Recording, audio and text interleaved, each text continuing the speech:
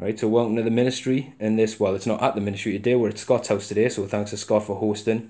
And we've got a bit of a special game today. We're going to try a narrative game from the new chapter approved, and we're going to try Relief Force, because Scott told me he had one of these things.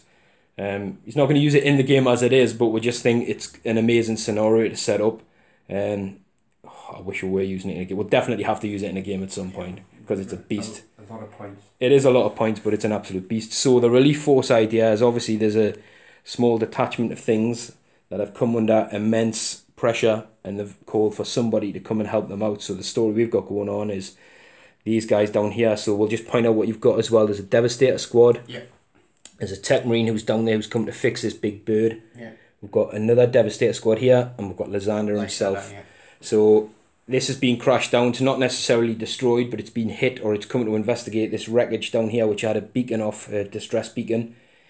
And then from the board edge, we've got down here, 12 inches in, 6 inches in down here, and 12 inches down from here are going to be the Death Guard. So the Death Guard have launched an ambush. You know, pretty much with a Vigilus campaign in mind as well. I decided to use a Death Guard because it's sort of, I think it makes narrative sense, because they're there, on there, no one knows what they're doing, but they're killing stuff, and just cutting them out. I'm guessing they would like to get their hands on this and put loads of plague-infected people in and send it back up to the battle barge and then cause some real problems. So that's my plan anyway. So with that, seeing these, obviously we've got a good mix of scenery. These towers are going to be interesting. And what we do anyway, these guys start on the board now. You can have a fortification in this, but we're not going to bother. We're just going to count this as a bit of cover if he wants its cover when he's on it. And the back edge there is where the Relief Force can come in from. Less 12 inches this side and less 12 inches that side. So I could get some guys here and then string out and force them in a narrow angle. But we don't know yet. We don't know what we're going to do. We're going to keep matched play rules in terms of psychic powers and stratagems, so you can only use one rather than repeat it, just because I think it's a bit more fair. Especially considering you've got no psychers and I have. It may just put the edge my side, I think. So I'm more than happy to do that. I think it makes sense. But apart from that, it's sort of matched play in a narrative setting. So that's what we're going to do. So we'll take a look at the Relief Force, which I believe are Flesh Tearers. Yes, Flesh Tearers. Let's have a look at the Flesh Tearers. Okay, so here come the Flesh Tearers. Look at these bad lads. Right, so the first HQ is Gabriel Seth. Yeah. I nearly said Gabriel Angelos there. I'm so used to playing him. He's dead. We killed him last night. He dies every game. Gabriel Seth. We've got a chaplain here and a lieutenant. I have two 5-man tactical squads here. One's got a melter gun, one's got a heavy bolter. They'll start in the Rails and the Rhino. Yeah. I have another tactical squad here with a melter gun. Multi-melter, yeah. They're going to start in the Land Raider Helios. Yeah. I have two 5-man Death Company squads. One's led with a Thunderhammer and one's led with a Power Sword. Yeah. Few also dread with Blood Talons. Yeah. And a Storm Raven. As is, yes. Yeah. It's Twin Lars and multi-melter. I'm guessing those Death Company Dreadnought and maybe a couple of the characters are going to be going in that. But the Fury also will be, yes. Yeah. They'll be going in that. Gabriel Seth, the chaplain, will lead these two squads. Yeah. And these two squads will be in there, and he'll be in there, and it basically with him. Yeah. So basically everything is mobile when it comes on. It makes sense, and they'll be coming from the city edge, which you pointed out, which will look quite cool, I think. So the way that it works out, the three 5-man tactical squads and Seth and the lieutenant, they make up the battalion for 5 points. The 2 Death Company and the Dread or Elites with the chaplain making up a vanguard. And then I've got a spearhead if you include the heavies from the Imperial Fists. Yeah, so you've got 5, 6, 7, 8. You've got 10. You'll be on 10. Oh yes, 3. I always 10. You forget your 3 to start with, and I'll be on 9. So we'll go over the Death Guard. There's a bit of lighting here. We'll zoom in on the models when we get closer to the table. So mine is a brigade. So we've got a lot of Poxwalkers. There's a 20, and there's a 13 down here. And then we've got 2 Lords of Contagion. Don't normally take these, I said today. I want to just take a mix of stuff, see how we get on. And then so that's the 3rd Lunar Troop. Is the Plague Marines down here. Like I said, it is a bit dark. So we've got the Plague Marine squad. There you go. Scott's like hanging around on his lampshade to get some light in. So we've got the Plague Marine squad, 2 plasmas, and the Sergeant's got a plasma. We've got 20 Poxwalkers on the left, 13 on their right, and the 2 loads of Contagion we've covered, who've just got the standard gear, not upgraded at all. We've got a Rhino with an extra combi bolter, and we'll go into, then there's an Elites one, which we'll go into. Oh, there's extra, they're all mixed over. So anyway, there's a Plague Caster there who's got Miasma, Pestilence, and Putrescent Vitality. And then we've got 2 Foul Blightspawn, that model down here, who maybe zoom in later on, is a High-Tech Minis model, who I like to use as Obliterators, because I don't like to have 2 of the same model when they're sort of special characters if possible. We've got the Plague Surgeon Days coming to steal some Gene Seed. Some Blightlord Terminators with combi plasmas. So there's 3 combi plasmas, a flail, and the Sergeant's got a combi melter, and they've all got the axes. Then we've got the good old-fashioned Plague Drone with the spitters, and a Hellbrute with a twin las and a fist. And then the Daemon Prince, who is the Lord, who's going to have Revoltantly Resilient. You fought this guy before, yes, CasuMarzu. So I normally give him the standard loadout. He's got Warlord trait, is Revoltantly Resilient. So he's 4 up, unless it's mortal wounds, so he's 5 up. Ignore the wound. He's got the Suppurating Plate, so 2 up armor, and he can spit acid back at you if you hurt him. And Blades of Putrefaction as his psychic power. And then we've got 3 Crawlers. So as a unit of 3, I've had these a couple of times as a unit of 3. They'll basically be on Ballistic Skill 3 until one of them dies, and they'll drop to 4. They'll give units fully within 7 the benefit of cover, which of course the Imperial Fist still ignore. But more importantly, they've gone down a bit in points because the melter guns and the missiles have gone down. So they're a little bit cheaper, which makes them a little bit better. So that comes in at 2,000 points, which is the force points today. Rocking 9 command points. No additional relics, so I haven't spent any extra points from the off. And now with the game I have to set up my whole army. That's correct, isn't it? Yeah. Set everything up. Unless, I suppose, something arrives, like Terminators or something. As per usual, put them in. So we'll see. We might keep a unit of Terminators or something off. But we'll set the armies up and come back. So we'll take a look at the table. So like we pointed out earlier, some dice rolls already gone. We'll come in 12 inches from the side. So we've actually got 2 of the Demon engines up there hidden. We've got the Rhino, which has got the 5 Plague Marines, the Caster, and the 2 Foul Blightspawn in. We've actually put a load of Contagion down. Actually put both of them down. And one down here. And the zombies and stuff will forgive that side of the board. Just because I think we'll basically see it negates a Devastator squad's worth of fire. Because at the minute, Scott's only got these units on the field. The Thunderfire Cannon can shoot at who it wants. And his guys have got to come in from this way, which he can come in from turn 1. I'm quite happy to do that, turn 1. Otherwise, it's a bit unfair. So all my stuff's sort of down here, with the scatterings up here. Yeah, well, even we're talking about your transport, so if everything's in transport and it comes on, they can't charge turn 1 anyway, because they'll have to disembark the next turn. So it does limit you a little bit, but the most important rule now, there's the Blightlord Terminators I have put up in the sky, just in case we need to come down. But everything in this game is focused around this objective down here, which is just next to the door where that Imperial Fist dice is. So I'm going to say Scott can try and seize. No. Oh, he doesn't seize. So we're going to go into Death Guard, turn 1. Scott's crying. He's like, oh my god, everyone's really close already. So they are. So before the Rhino moved, the Plague Marines, one of the Foul Blightspawn and the Psyker got out, the Milligan Plaguecaster, taking up position in there. It's a bit weird because I don't necessarily need to, because all these things are close enough to them to grant the cover, but those guys ignore cover. But I'm preempting what's coming in next. So this guy advanced. The Rhino didn't advance. Actually, I'm going to advance with the Rhino, just see if I can get an extra bit of movement. My advance was really poor this turn. Ooh, 6. Ooh. I tell you what then, it's going to park itself right up there. Just in case it blows up. Maybe take a couple of Marines with it. But it has popped smoke because it can't shoot. These guys just moved up there. 10. The zombies, I think I got a 4 or 5 with this squad and a 1 with this squad. Yeah. So they've moved up, and the 6 and a 4 with these guys, so they've just moved up. So this guy's the medic, basically. He'll let them reroll 1s for the disgustingly resilient for any of these infantry models. But the sort of sly move was really these guys who were hiding behind this tower have come in early on with a good, like, they cannot see the Devastator squad this side, they could just see the Devastator squad up there, but more importantly, let's get that Tech Marine, get him down, get the Thunderfire Cannon out, because I love my Thunderfire Cannons, and that strat for the 1 point to stop a half a movement. Clamashell is fantastic against slow moving infantry. It really is, and fantastic against gene stealers. I found Tyranid players hate them. Tyranid players hate them.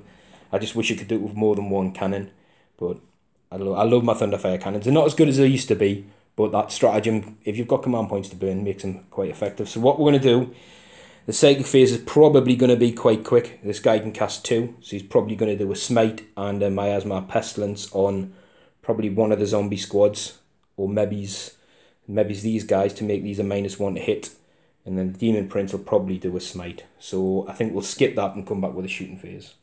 So as we thought, quite a quick psychic phase. Smite went off down here. We just killed 1, so Scots removed the Sergeant. Smite failed down here, which was not use a command point to reroll it. And Miasma Pestilence did go off, so this squad is now -1 to hit if you get shot at, and -2 in combat till my next psychic phase. I think they should be a good unit for me. So shooting, obviously, there's nothing all around here. We're going to start with what we can hit. So the Foul Blightspawn can only just reach these guys, so I'm going to start with him first.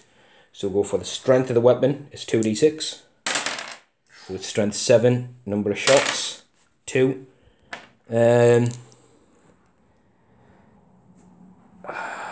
Now here's a good question, because if I get him out, Lysander's the nearest unit. Do I command point that? You know what? I'm going to command point the number of hits. Okay. So you can take a command point off me, and we're looking for 3s to wound. We get 1 wound. It can reroll 1s because it's a plague weapon, but that's not 1. And we've used a command reroll, so it's at -3. We're counting the Thunderhawk as cover, because he could have took a terrain feature. Yeah, so we're looking for 5 ups. Nope. So that's 3 damage. So that's a definite dead guy. Who's he going to take? Missiles or heavy bolters? It's going to have to be that heavy.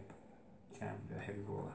Yeah, there's 2 heavy bolters, isn't it? And 2 missiles. Yeah. So I've still got 2 missiles and 1 heavy bolter. We'll move on next to, again, we're going to do some rapid fire. We're not going to use any veterans. So my rapid fire is 18, so I should have 2 plasmas and the Sergeant in rapid fire range. I need to grab some more dice. There's such a weight of numbers this turn. That's what I was saying. I think this turn, if I can shoot here and kill these guys early, then great, because he'll be the next target, which would be sneaky. But so anyway, these are the plasma guys, which are in rapid fire at 18, not overcharging, so we're looking for 3s. We can reroll 1 because there's a Demon Prince sitting behind them. That's pretty good. And we're looking for 3s to wound. And 1, 2, 3. 3 wounds. So we've got 3 5-ups because it's all counting as cover. So there's 2 more Marines gone down. And then we've got 2 bolter guys in the squad. We'll see if these can finish them off. Oh, they've all hit. We've got 2 wounds. Standard saves. Well, you're on 2 up now because you're in cover. Yeah, so there's 2 up. So I've still got to take 2 up. Yeah. So you're going to leave the heavy bolter. Is he sure there's some demon engines down here? I don't think it matters now. Well, I think it's good because him surviving's big, and I'll tell you why. Because this is a unit. And they've got 3 multi-melters, 3 missile launchers, and 3 12-inch bale spurts. And if he'd have died, and he was the next target, I know he's got 2 up, 3 up. But I could have started hurting him early on, which is really bad. So what I'm going to do down there, that guy is going to shoot his plague spitters into the Tech Marine gunner. Who is closer than the Thunderfire cannon. So that's how we can do it. So he gets 2d6 auto hits. Is 6. And we're at strength 6, so we'll be looking for 3s to wound. I think I'm sure we're strength 6 to start. We've got 3 wounds. Yeah, so the Tech Marine's going to be on 3 ups. It's 3 wounds, there's another one. It's 3 wounds. He's only got 2 wounds, this guy, as well, though, because he's just the Tech Marine gunner, isn't he? Yeah, just so he's down to 1 wound. Yeah. Oh, you know what? There's a Hellbrute go twin lads at this guy. I'm gonna go twin lads at this guy with a Hellbrute, so I can hopefully open up Lysander. Well, I did move, but the Death Guard Dreadnoughts don't suffer the penalty to moving and shooting, so we're looking for 3s. He's got 1 hit. We're looking for 2s. Oh, and it used the command point. Look at that. Oh, hey, that's what a save. That's roll. What a save he made. Roll of the game. So basically, all these 3, they cannot see anybody else because there's 2 low under there. They're just going to go into this Marine here, who I'm pretty sure should be dead. Should be. So we've got 3 crack missiles. Again, these would normally, they don't get any penalties to move and fire because they're tracked. They normally hit on 4s, but there's 3 in the squad, so the 3s, and the Daemon Prince is behind them. So they're going to reroll 1. So they're 2 hits, 2 wounds with the missiles, so 2 at -2. And then 3 multi-melters. We can reroll the 1s. And we've got 3 wounds with a multi. So you may as well make the multi-melters because they'll be on 6s. Yeah, so now he's gone. It's definitely gone. So that will be first blood. I'm not sure if that's important in this game because I think it's just all about this objective. It's all about the objective. It's basically a winner objective. And I think that's it. I'm happy-ish with that. Killed the Devastator squad. To be honest, I expected to maybe start putting a few shots into this guy. But we're going to go with some charges. So the Plague Drone's going to go in first against the Tech Marine. And then we can get some Overwatch because he'll have a melter gun and stuff. And then we'll do the Hellbrute as well. So we'll go for the Plague Drone. Destroying the cover. That's what you get. That was a roll meant to happen. So it's a 9, so he's definitely in. He's only about 4 or 5 inches away. I'm not sure how far away the Hellbrute is, but he's going to try as well.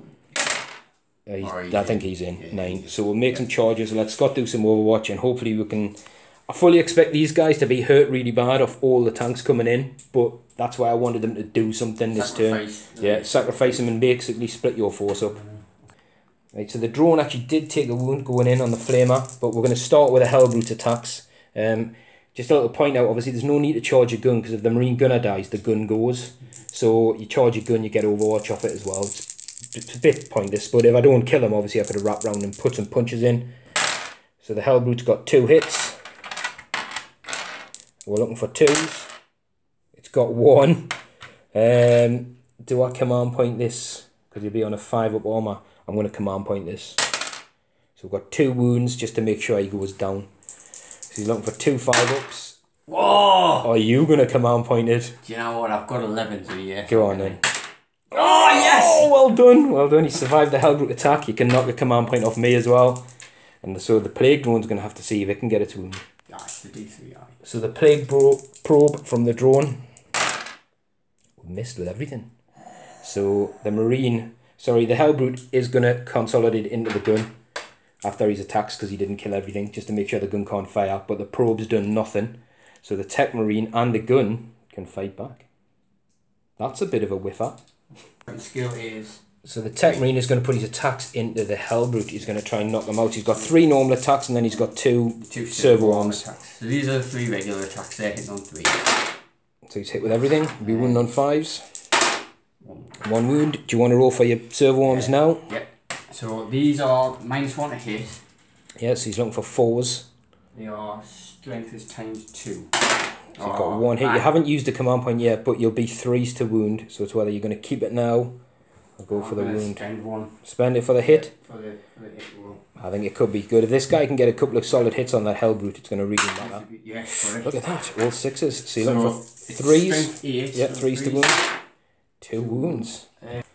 So what we're going to do, the blue one's going to be for the normal hit, which I'll probably fail, and then I'll probably pass both these. So these are -2, so we're looking for 5s, and this one's a 3. So he's passed the normal one, and he's failed both the other ones, which is 6 flat damage. Obviously he doesn't get discussionary resilient, so that's a bad result for that Dreadnought, and the gun can attack as well. No. Yeah, so he's missed. So that is the end of my turn. Turn 1, the Thunderhawk's still intact. The Marines have lost the Devastator squad, and I whiffed in combat. Absolute whiff. I'm really surprised. Tech Marines are really good though. The 2-up armor has a lot to... It's not, you know, if you talk -3s, you've still got a 1 in 3 chance of save, which a lot of people forget about, and I do love... The only thing is 2 wounds. When he went down to 1 wound, I thought there's no chance of surviving. I thought that's it. I thought, get in, clean sweep here, got rid of that. But obviously he's a bit... You know, he can't shoot next turn, but he's still got some punch in him with those servo arms, so... Anyway, this is going to be important because a lot of reserves are going to come on here. So the Death Guard have got to weather a storm as we go into Space Marines turn 1. Pretty quick. So that was a quick movement phase. The Tech Marine Gunner and the thing he fell out of combat was humming and hawing, but he's got so many gun options to come in that they should be done. Lysander's dropped down here to give these guys reroll 1s and more importantly just take him out of range of all the smite and stuff this side. He did debate jumping down here, but he would have had a whole pretty much nearly 2,000 points worth of stuff to fight. And let's be fair, the objectives this side make me work for it. But the reserves are in. Now the rules are they have to come on fully within 6 of the table edge, so unfortunately they kind of blast forward. But the Rhinos there, the Land Raiders there, these 2 Demon Engines are in a world of hurt. Well, one's a Demon Engine, and the Storm Ravens come in. So there's no Psychic phase, so we're going to go straight into the shooting phase. And let them have a think, because basically these guys can see back up here, they can see, you can see under the wing there, look at that. Oh, it's really cool. They can see probably, apart from this missile launch, you can probably see the Plague Drone and the Hellbrute. And obviously, then this Poxwalker squad down here. So, but obviously you might want to start putting some shots in over here with the longer range guns. Yeah. I'm not sure. But well, let them have a think anyway, and we'll come back once you've started deciding. Some stratagems as well may come into force, we never know. So the Rhino's going to double Stormbolt out of the Plague Drone just here. We'll do that one off camera because there's a lot of dice to roll. 6 shots into there. So he's just going to roll for his basically the Helios missile launch has 2d6, strength 7 shots, -1 single damage. That's going to come all the way into this big unit of Poxwalkers to help get rid of them. Then he's going 4 las cannons and his Hunter Killer into the Plague Drone. Yeah. And he's got a Stormbolt that he's going to try and tickle into the Hellbrute. So 2d6. 2d6 against the Poxwalker. It's 5. I'm guessing no command points are being used yet. No. So these will hit on 3s, or is he at ballistic skill 2? Ballistic skill 3. Yeah. Well, nice. 4 hits. And wound on 2s. Sorry. Oh, just great. 2. Just 2. Right. -1s. Which means they get us armor of 7 anyway, so they won't get any cover. No armor, so just straight to the disgusting saves. So we've dropped 2 Poxwalkers. Just point out, I can reroll 1s if I get them because the Plague Surgeon's there, but I didn't get any, so we're going to make 2 go away. So, last cannons into into the drone. Just 2 hits. Are you command pointing any of these yet? And then 3s in. So you're going to be 3s to wound yet? Oh! Are you command pointing one of those? Otherwise that's 4 las cannons wasted. I'm going to have to. Yeah, I'm going to have to. Go on then. I think that takes you down now to about 8, so it's still a lot. Yeah, so that is a wound. We're looking for a 5-up demon save. No. And then it's going to be d6 damage. Oh, he's got the big 5 for his damage. So we're looking for 5-up disgustings. So block 2, so took 3. Takes me down to 6 wounds, I think, on the drone. That's pretty good. Now hopefully this Hellbrute can hold out. Just to point out before we did roll for the Crazed roll. Oh, hi, the Hunter Killer. Roll for Crazed, didn't get it from when he took damage in combat. Because he could have potentially attacked again. So hitting on 3. It's wound on 3. Oh, you have rolled bad. Never mind. Okay. He's done. Stormbolters. He's not done. Oh yeah, he's Stormbolter. Stormbolters, you've got 4 shots. This is into the Dread though, it's into the Hellbrute, yeah. Oh, why couldn't that roll like that for the last cannon? No. He's got 1. Looking for a 3-up. Yeah. He's passed. Okay. Alright, okay, that gives me some decisions. Which gives basically this guy left and we've got the Devastator squad. Do you want to have a think about it? Yeah, I need it. Right, so some long thinking there because these guys, he knows he's got strats to play. So what he's going to try and do is mop up with this guy first. So we're going to come around the other side and get another angle. But twin multi-millers going into the Hellbrute. Then the las cannon and the 2 missiles on the wings are going into the drone. So we'll come around. Yeah, so we're going to go Storm Eagle View down here. Look at that. These guys right at the exhaust. You could have just started the engine. You could have fried, just power up, max chat, burn them. Right, so we'll roll for some shots. We're going to roll down here because it's easier. We'll do the multi-melter first because it's on the... Yeah, so he hits on 3s. 2 hits. Oh, this is what we're hoping not to happen. Wounds on 3s. 2 wounds. And I get no save. 2d6, pick the highest both times, so he's dead. I get 2 wounds, so it would be 6 off the first one. Yeah, 5. So that would be 11 wounds. So does he blow up, or do I spend a command point to blow up? Oh, can you do that? I can with a vehicle on the Death Guard. I'm going to measure, because if that Tech Marine's within 6, and that is, then I'm going to have a look. So we are going to do a putrid detonation, which means the Tech Marine will be dead. I'll not bother rolling because it's D3 mortal wounds. The gun itself obviously gets removed from plate. And the Land Raider is also within 6, so we'll get D3 mortal wounds on the Land Raider. Just the 1. Do I want to command point it? No, I'm going to have to keep it at 1, I think. Down to 6 command points for me. And I'll let you roll D3 mortal wounds on my big drone. For 2. So we can ignore these on 5-ups. Oh, yes. No, so he's took 2. I think he's down to 4 now. 4.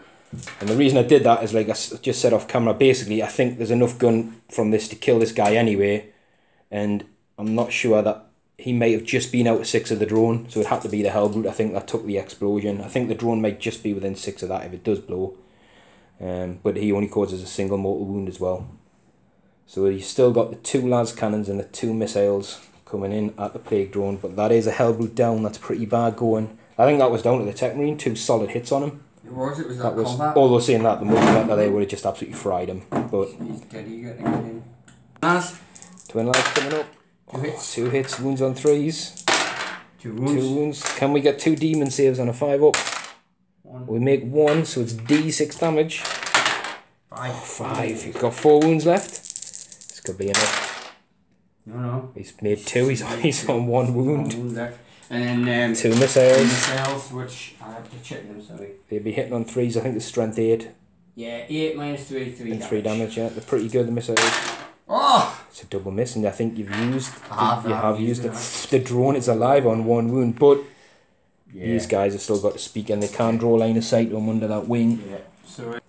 So what we're going to do down here, the sergeant's going to use his signum for the flak missile, is that right? Yeah. And we're going to use the flak missile stratagem that's going to go back from here to hit this, to do the mortal wounds, so you'll be hitting on 2s. You've also got the cherub, which you can maybe use again. And then the other guns, the heavy plasma, the heavy bolt, and the other missile launcher, I would think just doing a frag missile coming into the poxwalkers. And if we didn't mention it, his bolter is just, I think he's just outside the 12, but he'd get another shot to try and tickle the wound off. Can the cherubim, because the cherubim can affect hellfire shells, can it use the flak? Yeah, same again. So I'll. So you basically get to shoot it twice. When do you declare the cherubim? After you've shot, yeah. So it's I'll, like a reload. So I'll. So you don't have to use it. So I don't have to use it if the first shot's effective. Yeah, no. You just decide you want to use your cherubim to get a second shot. So I'll get rid of that. So I'll use that. So I think that knocks you down to 7 command points to my 6. We're spending them. So we'll do the flak missile first. It's just. Yeah, you'll be hitting on a 2. Yeah, rerolling 1 because I like. Yeah, because Lysander's right next to them. So it hits. And it's D3 mortal wounds instead of any damage, so it's got 2. So we're looking for 2 disgusting resilience. If it makes these, do I use a command point to try and stay in the game? How many have I got? 6. It's on a wound. 1 wound. You know what? Nah. I think I'm going to let it go. We'll see if it blows up. Nah. Okay. So I'll do. I flax D6 in it. Yeah, and I'm guessing you're not overcharging the heavy plasma. No. No. So, although I can reroll 1s because I Lysander. But you wound them on... Give you more shots. Don't think so. No, you're wounding on 2s anyway against them. It gives you more damage. Okay, so you can do that. Flak myself first. So D6 shots. 2. Reroll 1s for Lysander. So I've got 1 hit. It'll be wound on a 3. Because I'm only 3. Yeah. That is a wound. We'll do the saves up later because we're not getting any armour against these. Yeah. So that's 1. 3 heavy ballers. 2, 3. 2 hits. 2 wounds. So again, keep them because they're single damage. Yeah, it's 3 to make. And then what did I have? Heavy plasma. It's D3. D3 shots, isn't it? Yeah. Oh. Just the 1. And then it's 1. And he has hit and he wounds on a 2. Yep. And he wounds, put that over there because that's not an overcharge, so it's just a single damage. And then it's up to you whether you want to use the cherubim now to shoot again with a weapon or not. Do you know what? I will fire the heavy bolter again. I would have picked the heavy bolter. I think they might not get another chance to shoot. 3s rerolling 1s. Oh no. And 3s. He has got an extra wound though, so we're looking for 4 disgustings. 5 is it? Yeah. Oh, I've got 5 out now. I've made 2 and I can reroll the 1. Made 2, so we've lost 3 more zombies from down here. So actually, no, I said I wasn't going to move them that way, so no. Well, you're being sliding under, sliding under like some... No. Bring your Thunderhawk up. That would have been cinematic to the Maximus. It would. But if I had a tastier target, like obviously the Rhino and what's in it. Don't get us wrong, it's a target, but if it was your Daemon Prince there, I'd totally do it. Yeah, I think so. No, it's going to be interesting from now on because like I said, I don't have a lot of range I know I set up out your line of sight, but equally now your stuff's out of my line of sight, apart from the stuff in the backfield, but I might not have a lot of range.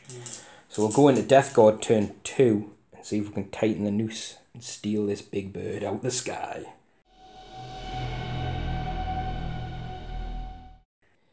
Right, the Death Guard have moved in. There's lots of thoughts there. These guys potentially dropping up there to get some shots and hold up here. Then realised he had quite a lot of assaulty units, so they ended up dropping up here. And these zombies haven't advanced, they just moved up. This guy did advance, he's just within range to give them some rerolls if they decide to go charging in, and he rolls ridiculously well for Overwatch. Lord of Contagion did advance up. These zombies advanced as well. This guy advanced. They've stayed still because they've got a really good little line of sight. You can just see it there, Lysander's leg. Otherwise there was nothing else to be in range of, even if I moved. These guys have moved out, so they are in multi-melter range of both these units now.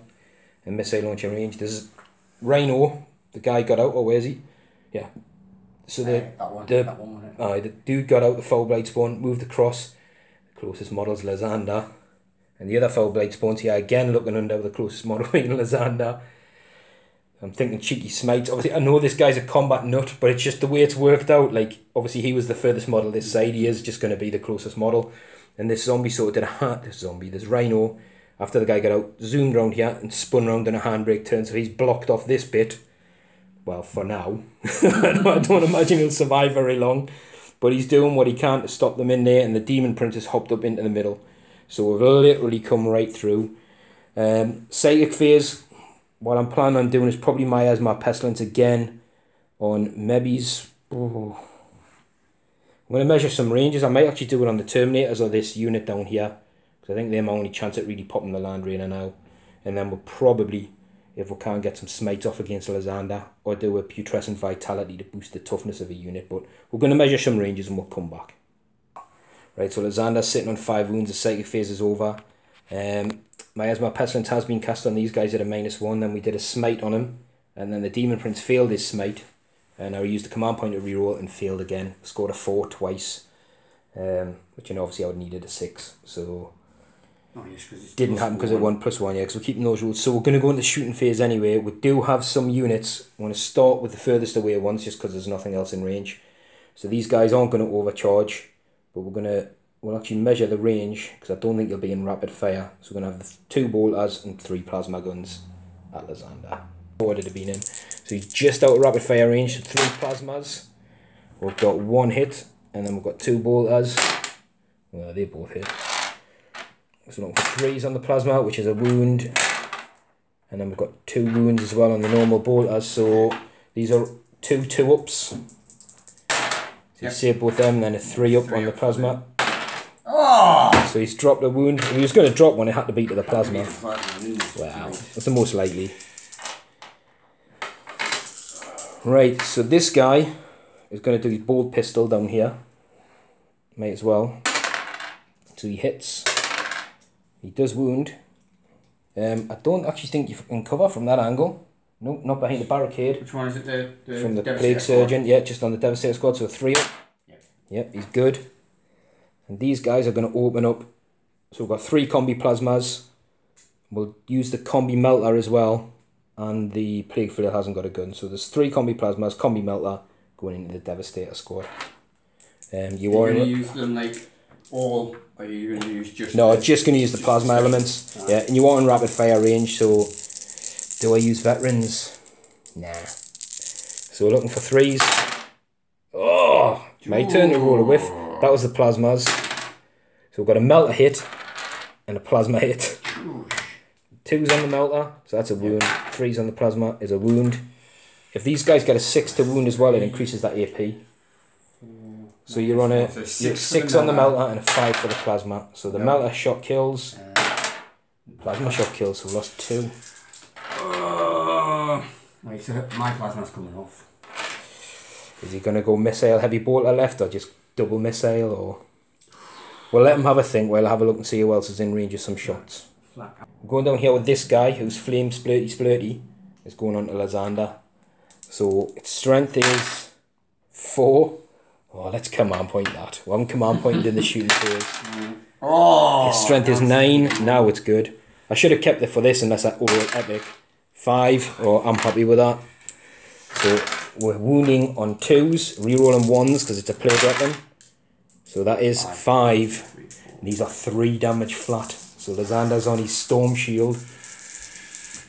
And I'm down to 4 command points. Oh, well, that would kill him.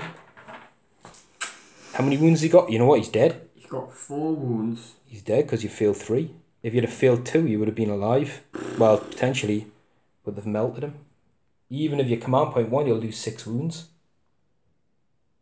Oh, Lysander's fallen into the putrid filth. Yeah, I can't believe that. Oh. I didn't expect you to roll that bad, which is why I put a second one there. Hold on a minute, how many times have you played? Well, actually, I didn't expect you to roll that well and make a couple. That is true. You know what it is? You tend to roll like really bad when it's pivotal. When it's not, like, you know, like you're doing like bolter fire. And like, I've just caused 11 wounds on your drone with like a tactical squad. Alright, okay. Right, you need to make 2 saves with Lysander. 1 and a 2. Right, so that ties this guy up. Obviously, that would be Slay the Warlord. But again, I don't think any of that's important, is it? It's just... No, I just No, it looks diabolical, but there are some killer units still in those transports there to come out. But the Death Guard, I need to get on this early. And the Devastator squads, for me, were the ones I had to clear. So... To be honest, even though you just set them up, I don't think it would have made a massive difference. The only difference is these guys would have maybe been a bit further up the board. If you were there, maybe you'd be deploying. Now your turn around here, rather than having to deploy and come back. I don't know. It's just interesting. But I've managed to clear off this anyway. So the next guy, 2d6 strength against the Devastator squad. Strength 9. Number of shots.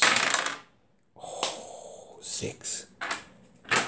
Did say that about these guys, didn't I? They're either hot or cold. They're either absolutely brutal or they don't really do anything. So that is 6 saves at -3. So 6 6-ups. I think these guys might be dead. I think the Devastator squad are dead. There's enough to kill them, which is important. So they've cleared out. Balls. They've cleared out the Imperial Fists. Part 1 of the Death Guard plan is complete. We've got these basic units left to fire and the Rhino. So what we're going to do, we've measured ranges. You know what? I'm going to put everything into the land. No, it's toughness 7, isn't it? I'm going to hit it on a different one. We're going to put everything into that Land Raider and try and pop it open.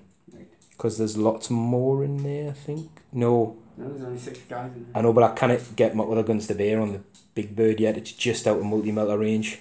So yeah, we're going to go everything into the Land Raider. So we'll be hitting on 3s, rerolling 1s because the Daemon Prince is there, so the 3 multi-melters. And then we'll do the 3 missile launchers. So we've got 2 hits. Let them hit.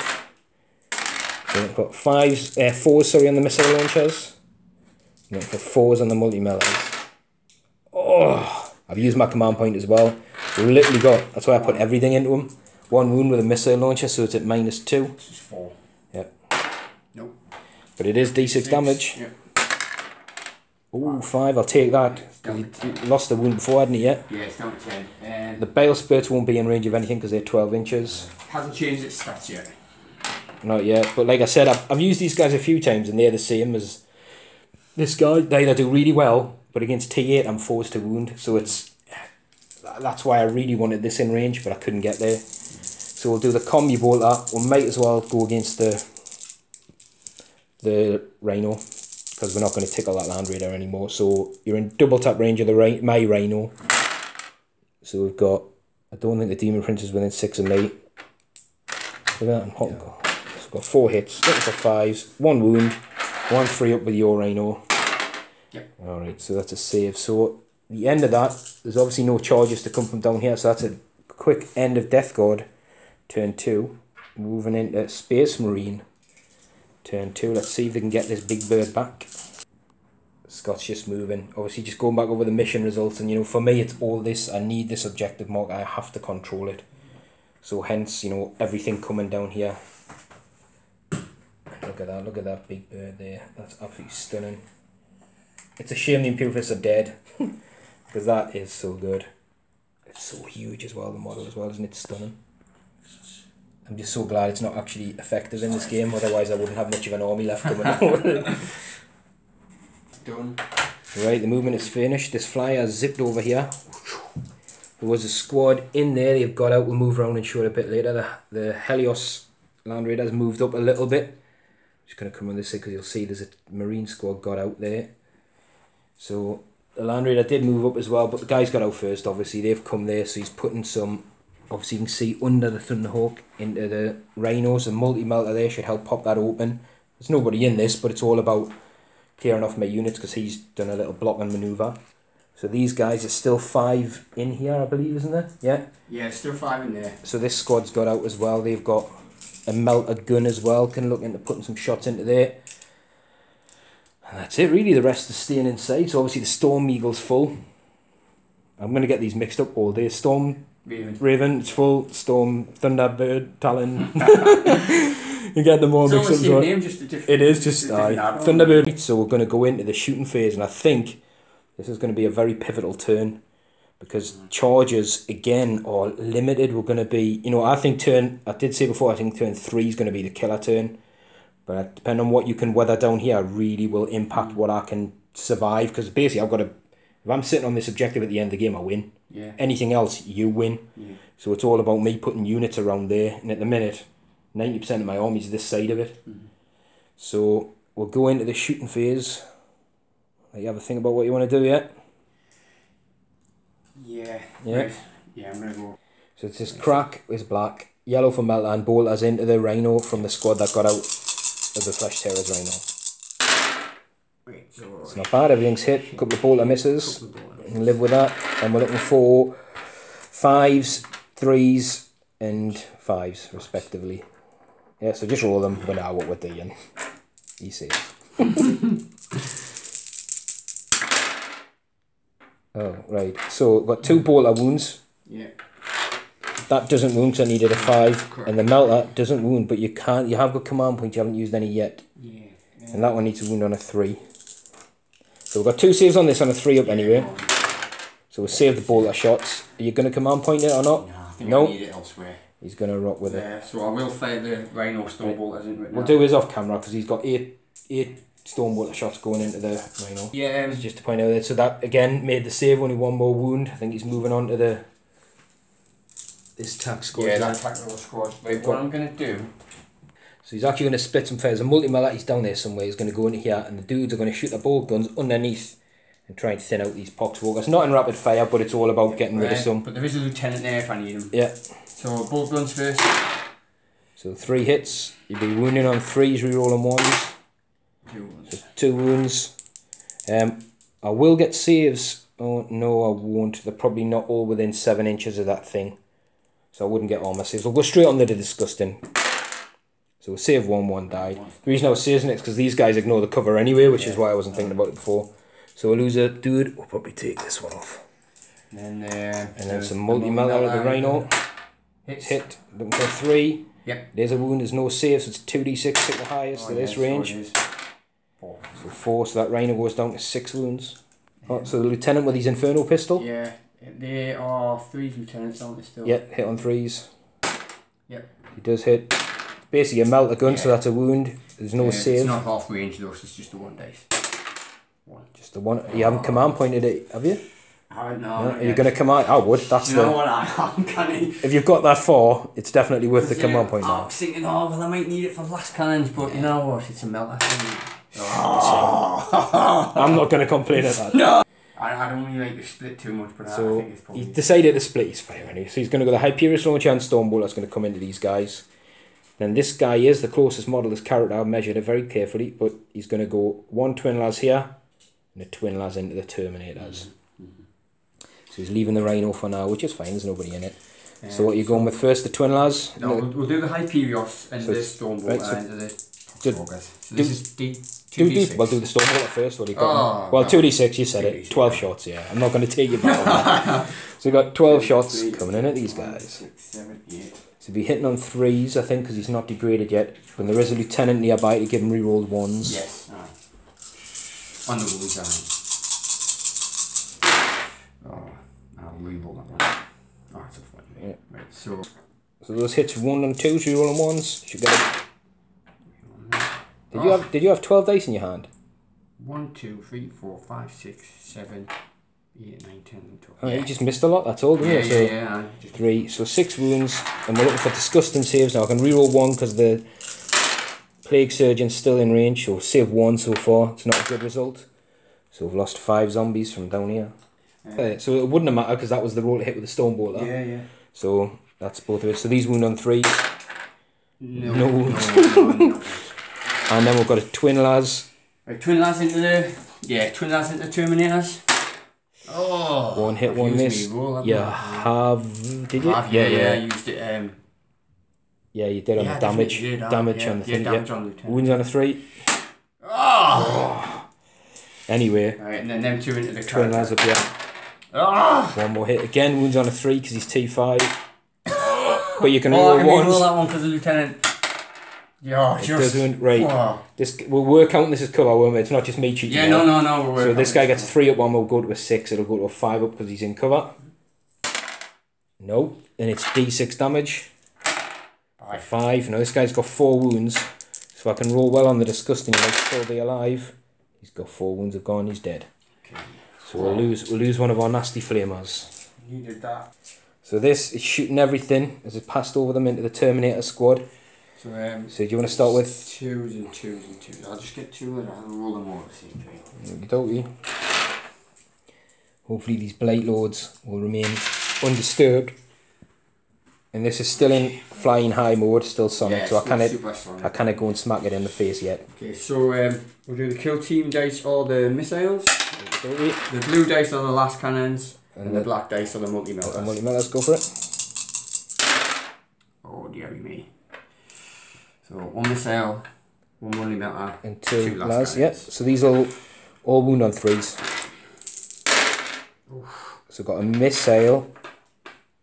Wing missile and a las cannon, right? So the las cannon, we've got 4 up in run, no, and the wing missile. Oh no! Wait there, because I might use a command point.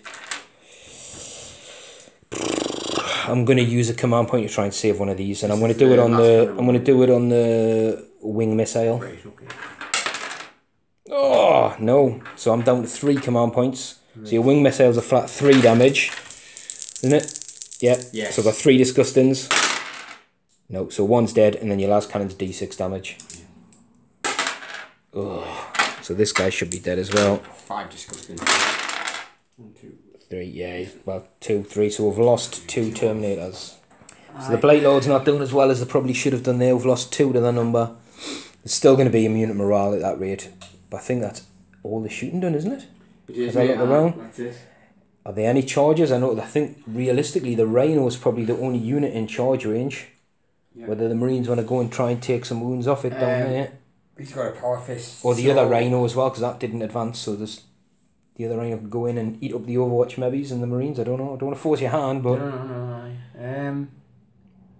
Let you have a think, yeah? Yeah. Right, so he has decided to charge the Rhino to stop it using its combi bolters on his Marines. So we'll roll up some Overwatch off camera because I don't think anything will happen, and we'll roll up the charge off camera as well. Well, actually, roll your charge, see if you get in. It's about 4 inches. Yeah, he's definitely in. And I'm sure the world doesn't want to see Rhino on Rhino action, but well, I don't know if it's a range of Rhino. Is it? So unfortunately, though, as we keep saying with Marines, I know. So it does get a hit. It'll wound on I think it's strength 6, isn't it? So it'll wound on a 5. Yeah. It does wound. I get a 3 up save. Yeah. It does save. I think I'll get D3 attacks on 4 wounds. Hitting on a 6. Yeah, see, Rhino on Rhino, nothing happened. But importantly, it does stop my Rhino basically putting 8 bolter shots into those Marines, which have been probably pretty bad news for them. So end of Marine turn 2. Whew. It's dangerous. I mean, this thing is really, really hard for me to deal with, and so is the Land Raider. Easy if I hit this, but it's hitting it because it's still in the sky. So we're going to go into Death Guard turn 3 and see if we can get closer to this objective and maybe start putting some hurt on some of these tougher tank units. Right, so the Death Guard have moved. These guys have shuffled around a bit. The combi melters in range now. The zombies have all pushed now, sitting on the objective. These guys on the top are actually underneath, but we've just left them there, so remember. This guy is on the wingtip. He's climbed up. And we've got the medic and the load of contagion sitting there ready for a counter charge, because I think I know what's coming in next. These guys have moved back round. As you'll see, the Daemon Prince has hopped over. He's more than an inch away from the Rhino. He's got a couple of targets. There's still 5 guys in there. This Rhino backed out. Tried the self-repair as well, which it didn't happen, which everyone forgets about for the Rhinos. These guys have come out now to be within 7 inches of these, which technically makes them in cover. But more importantly, for later game stages, they're going to have to get on. This guy's a little bit forward than he is, but as you can see, the thing there keeps catching the smoke at the top. So he's actually 8 inches away from those Marines that are under there for a charge. It's a good scenery piece, but it is a bit fiddly for stuff. This guy got up on the top, he advanced, he's 9 inches away from this, and the Marine squad's in range as well for some flamer action. If we do well, I'm rocking 3 command points. Just saying, I think this, if I have a good turn here, I could be massively in the ascendancy, but I need to, this is still full of a lot of threats. And if these get out, there's 10 death companies, Seth, a dreadnought, and a lieutenant as well, isn't there? A chaplain, sorry. There's a lot of stuff to chew through, and ideally I want to get that out because it's starting to take out my big tough stuff and I need them to stay alive. So we'll go into the psychic phase. My plans are probably going to be Miasma Pestilence on the Daemon Prince maybe to make a -1 hit, or maybe even on the Terminators, and then it's going to have to be maybe some smites. How many wounds are on the Rhino? 6? 9. He's probably going to do Blades of Putrefaction on himself. But we'll have a think anyway, and we'll come back after the psychic phase. Yeah, you only lost a wound, I think. Yeah. So an okay psychic phase. Miasma Pestilence again on these guys, make them -1 to hit. They're my only heavy guns now. I've got to try and keep them alive. The Daemon Prince cast Blades of Putrefaction on himself. But down here at the psych, I got an 11 with his smite. And then I rolled a 3. A good result, but still, it's one of the, you can't re-roll it, can you? Because if you get worse than that, it's let you down. So it was humming and hawing. But anyway, that's the best he could have done with a normal smite, I think. So it's always win-win. So actually, this turn I've had a decent psychic phase. We're going to go into the shooting phase. I'm going to start with the heavy guns. Actually, we'll start with a flamer guy down here, and he's going to go into that Land Raider. So, because I might need to use the command point for his stuff. Hopefully not. Hopefully he'll get strength 12 and 6 shots. Strength 5. Right, command point on that one. Strength 8. Number of shots. 5. Right. So I'm wounding on 4s. Rerolling 1s. It's got 1, 2 so far. It's looking good. Oh, just 2. So these are -3, 3 damage each. That's why I was hoping for a better strength, really. 5. Yeah. Oh, so he's just took 3 down to 7, which does, I think, damage his ballistic skill. He does, he comes down 1 now, yeah. Right. These guys then are going to go up here. We're not going to overcharge. We'll do a lot of this off camera. We'll come back with the big guns because there's a lot of little pistols here and there might be in range. We'll do all the small arms and come back with some of the big hitters. Right, so these guys managed to put a wound on it. We're humming hard about veterans, but we didn't use it in the end. So we're going to do this unit now against this guy, everything they've got. Actually, the Bale Spurt, the 12 inches one. I probably can't see that Rhino for my own Rhino anyway. But we're going to go 3 multi-melters. Now I normally hit on 3s, 4s because you're supersonic. And I'll be able to reroll 1s. I really need a good round of shooting here. So I've got 1 multi-melter hit. And I've... You can reroll that one. I'm going to roll for the other ones and we'll roll them all again. Have I used my command point in the shooting phase? No. No, you So we've got 2 missile hits. We've got 1 multi-melter hit. Which I can reroll the 1 for the Daemon Prince. Sorry, what you're saying. Right, 2 multi-melter hits, wound on 3s. They both go through. 2 missile hits, wound on 3s. 1. Now you'll get a save. You're not going to save against the multi-melter because it's -4. Yeah, 4. You will get a save against the missile, but I've got to decide now whether I want to reroll the other one. No, I think. So 5 up on the missile launcher. Wait there. I'm tempted to use it. Yeah, I'm going to use a command point to see if I can get another wound with the missile launcher. Yes.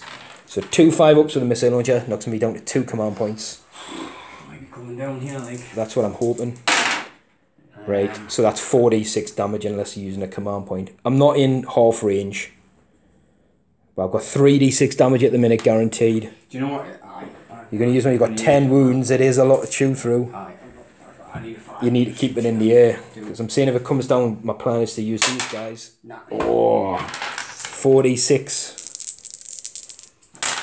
Oh, it's gone. 11. That would have took it out fresh. 15. Does it blow? Because my dudes are in range. No. And then you've got to roll some dice for the dudes inside. I think you've got 13 dice. Right, we'll let them roll the dice and we'll show you what they are, but that is a good result for me. We'll show them. So you're looking for not ones. Like I said, this isn't anyone in particular is going to pick, but you haven't... Oh, you did? You just used your command point to reroll. Yeah. So he's going to lose, I'm guessing, 5 Death Company guys, which is a big loss. But they've all got to come out within 3, so we'll let them get these out. So they're all out. We've lost 5 Death Company, so there's 2 gone from one squad, 3 from another. He's took off Bolter Chainsaw guys, which, like we're saying, in an ideal... I said at the start, now it frees these guys up, so I've got a Combi Bolter and a Combi Melter.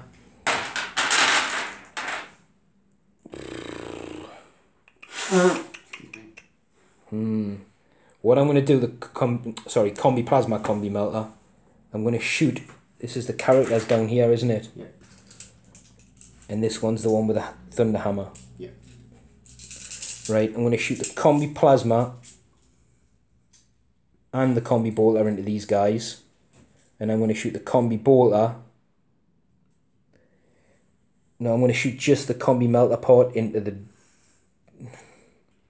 No, I'm going to shoot the Combi Bolter into these 2 and the Melter part into this. So I'm going to go... I'll probably hit nothing now, but I'm going to go... Yeah, I'm going to go for everything. So we'll start with the Plasmas, not overcharging, so I'll be hitting on 4s. So 1 hit, and we'll be wounding on a 3. So it is a wound, so it's a 6 up on the Death Company, the 3-man squad. 2 bolter shots, got a hit, and a wound. So you've got a 6 up and a 3 up. Let's do that now. Yeah, just go from now. So yeah, 1 plasma shot, 1 bolter shot to save. Bolter's green. Yeah, it's normally, the reason I'm thinking is I normally give these guys, I just kit them out cheaply, so I normally give them Combi Bolters. So save that. I failed both. Did I? Yeah, you said plasma's green. No, I said bolter's green. Oh right, sorry, bolter's green. So save the bolter, fail the plasma, but you've got your yeah, I need a 6 up. 6. No. So we'll lose a Death Company. So the other guy, the Combi Bolter bit into the same squad. Got 2 hits, 2 wounds. These are bolter. Yeah, just bolter. And then we're going to use 2 2 saves. The Combi Melter into the thingy. I was going to use veterans, but I didn't. He's hit. He has wounded, -4 is no save. It's on the dread. It's on the dread. Right. Have I used a command point? I'm sure I did. Yes, I did on the thingy to shoot the big bird down. So D6 damage. Oh, 6. Whew.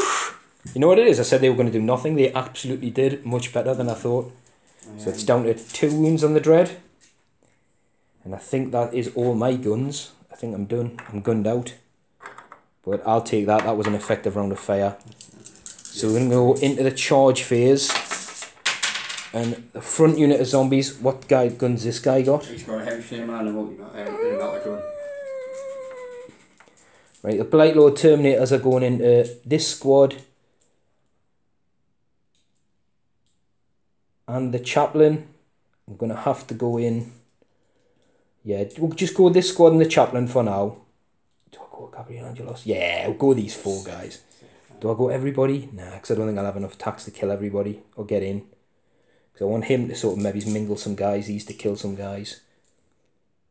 Yeah, because he'll just heroically intervene. So we'll go in against these 3 guys. So they're definitely in 10 inches. We'll keep that there. We'll let you do some Overwatch. This zombie squad, I'm going to measure. I want to measure for your flamer because I don't want him to flame us to death. But the zombie squad are definitely coming into these guys. The Dreadnought as well.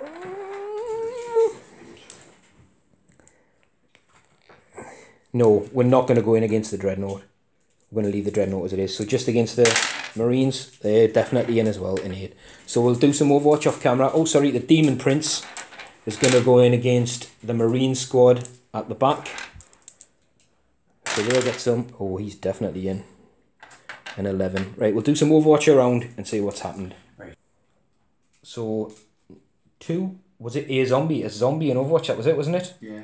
Pretty good. We've come off lightly, and down there as well, the Daemon Prince, as you can see, made into with both units. I couldn't remember if we'd said this or not, so we did Overwatch from the tank.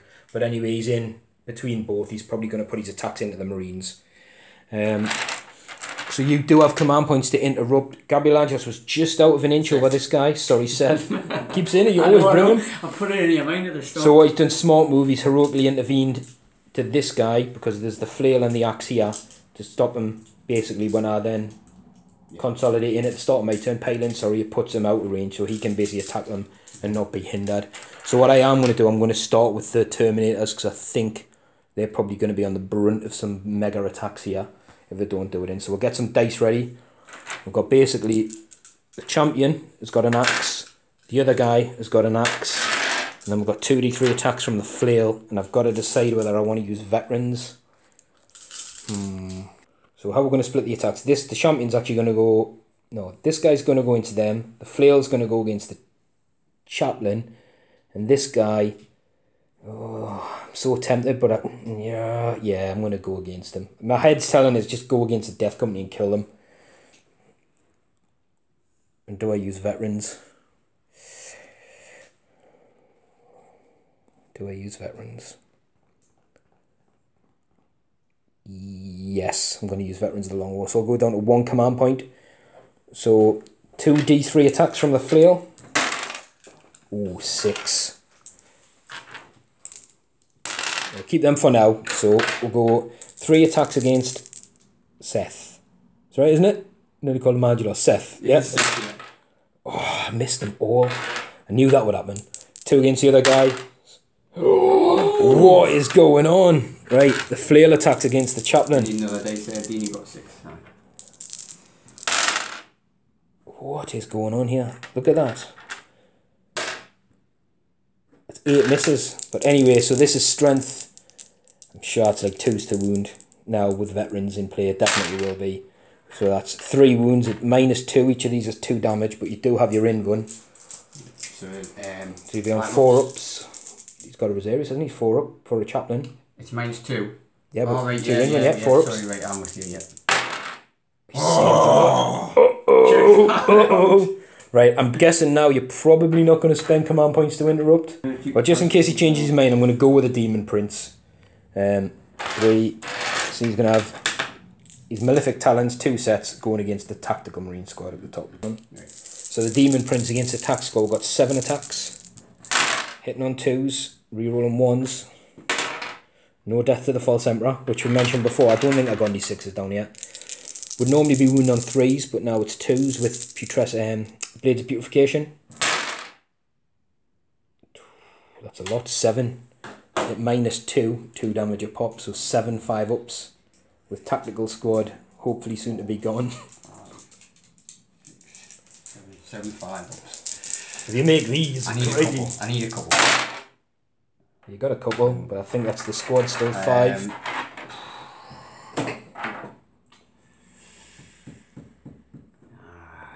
Is it? I'm trying to. I'll let you have a think, because it's whether you keep a Marine alive or not. I've got to roll and I've got to keep 5, haven't I? I've got to. You got what, 5 command points left? Let him have a think. Well, these zombies got it. Oh, you're going to go for it, yeah? Yeah. Down to 4 command points, I'm down to 1. Take one of the ones that scored. Oh, no. So that is the squad going. What I'm going to do with him, just pile him further back into the Rhino, get us closer to the game. 2 seconds. These will stay where they are. Right, Scott's playing, he's had enough of this guy. He's playing Oni and Death does duty end, so that'll knock him down to 2 command points. Yeah. And he's putting 2 Power Fist attacks into the Demon Prince. Yeah. We've moved them 3 inches. They're all dead. So. Yeah, we've moved them 3 inches because there's not enough damage to kill him. So we'll just see if he actually does do any wounds to him. He hits on 3s. He's got his 2 hits. He wound on 3s. Blood Angel, so 2s to wound because he was charged. He's got his 2 wounds. I'm looking for 2.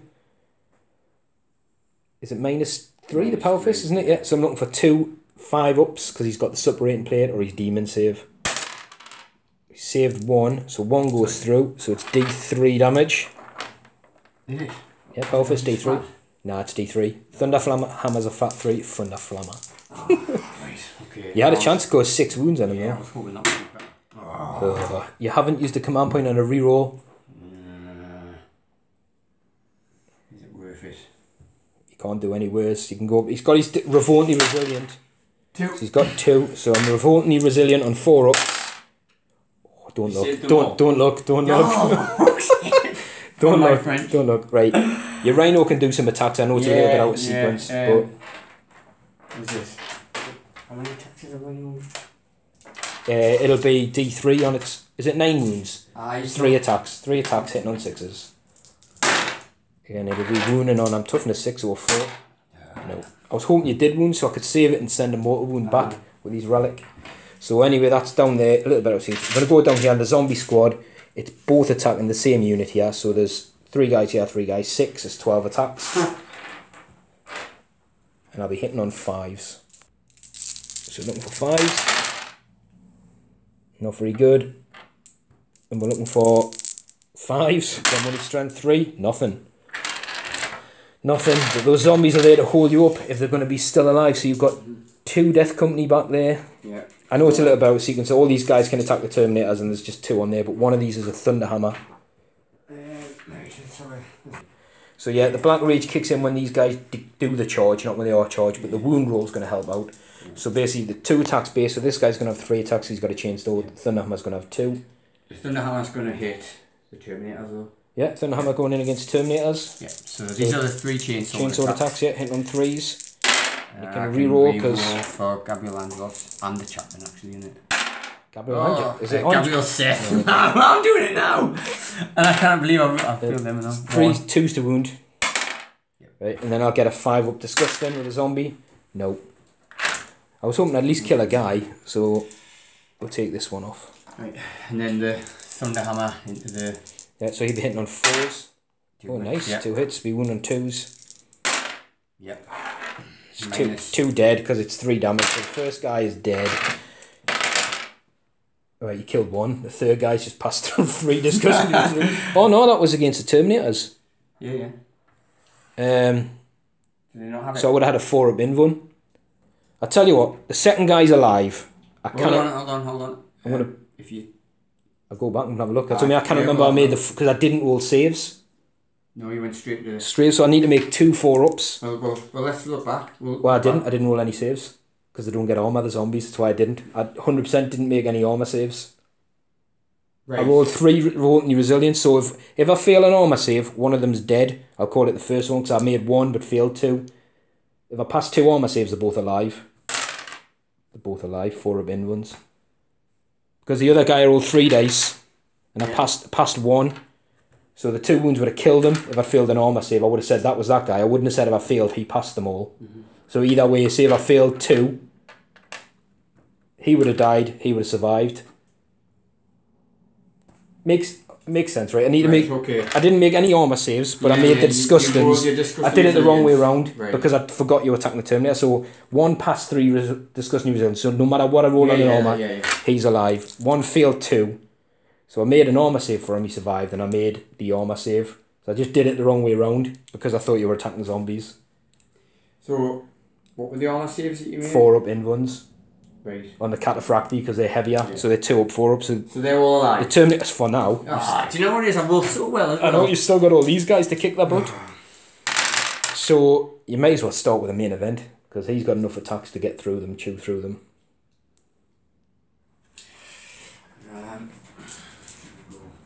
Right.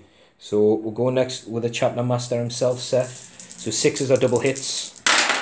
He's Whirlwind of Gore, he can reroll his misses. So he's got 5 hits with 4 dice, which is nice. Be wounding on 3s because he's strength 8, I think, isn't he, with his sword? He is strength 8, but yeah, so he's wounding on 2s. 3s to 2s. So they all wound. Now these are a flat 3 damage each, and I think they're -2 on the save. Yeah, they're -2. Well, it doesn't. As long as they're more than -2 or more, then I'm going to my invulns, which are 4 ups. Can I make all these? No, I've made 3. So they're a flat 3 damage. So the first one's disgustingly resilient saves. He is dead. He's took 2 wounds. The next one, he is dead as well. So he's killed 2 of them. I'm going to take off the Sarge, and I'm going to take off the Combi Plasma, leaving the Flail for now. Okay, and then, right, so I'll do the... You've got the Death Company or the Chaplain causes 2 damage with a hit, doesn't he? He's probably best to go next. So the Chaplain's going next. Obviously, Seth's just done his pagan consolidate move. Reroll that one. Yeah. And is he strength +1 with the Crusaders? So he'll be wounding on 3s. Because they're 2e5, so it would normally be 4s and then 3s. Yeah. So they all wound again, that's good. -1. -1, so we're on 3 ups. So we're past 2, and I think it's 2 damage, isn't it? Yep. Yeah, 2 damage. Oh, he's passed them both. The flail is hanging in, but there's still two Marines. Are you going to pale forward with this guy so you can get closer into the action like that? It's up to you. No, it's alright. I mean, it doesn't really matter. They've got a 3-inch move afterwards anyway. Yeah. If I get him. Hopefully, I'm hoping to survive. So I've got 3 with a chainsword. Yeah, they've both got 3, haven't they? 6 attacks. Or is that one a sergeant? No, there's no sergeants. He's just got 2 power swords. Oh, he's got a power sword, that one, sorry, yeah. So chainsaw guy. So chainsword. Yeah, all hit. Looking for 4s now, because you were charged. Yeah. That's 1. Because I'm T5, that's what I'm hoping to make these guys a bit better. So we're looking for a... This is the chainsaw. 2 up. Yep, saved. And then the power sword. Both hit. And he's looking for 4s. Yep. Yeah, it's only... Can't reroll. I think you've used... I can't remember. I haven't used that one. I've got 1 left. I think I've used 1 this phase. Well, the way I look at it, he can only cause... He can only cause 1 damage and he's a 2 wound model. So it's probably not worth using your command point. Oh man, I needed him dead. That's it. I needed him alive. He's lost 2 as well, so he can't feel a morale. Again, just hanging in gently. They're obviously immune to morale. I think the Death Company aren't, which is silly.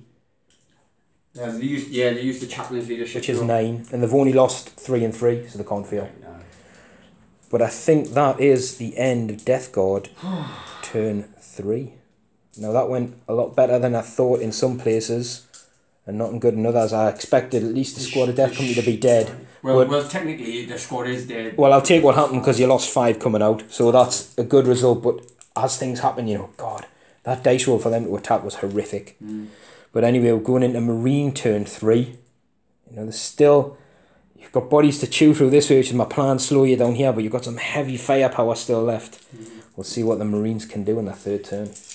Yeah, so the Rhino stayed locked in combat. He wants to stop my Demon Prince choosing where he goes, basically.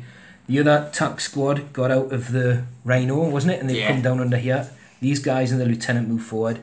The Land Raider bumped up onto the bridge because it's got a command and firing position.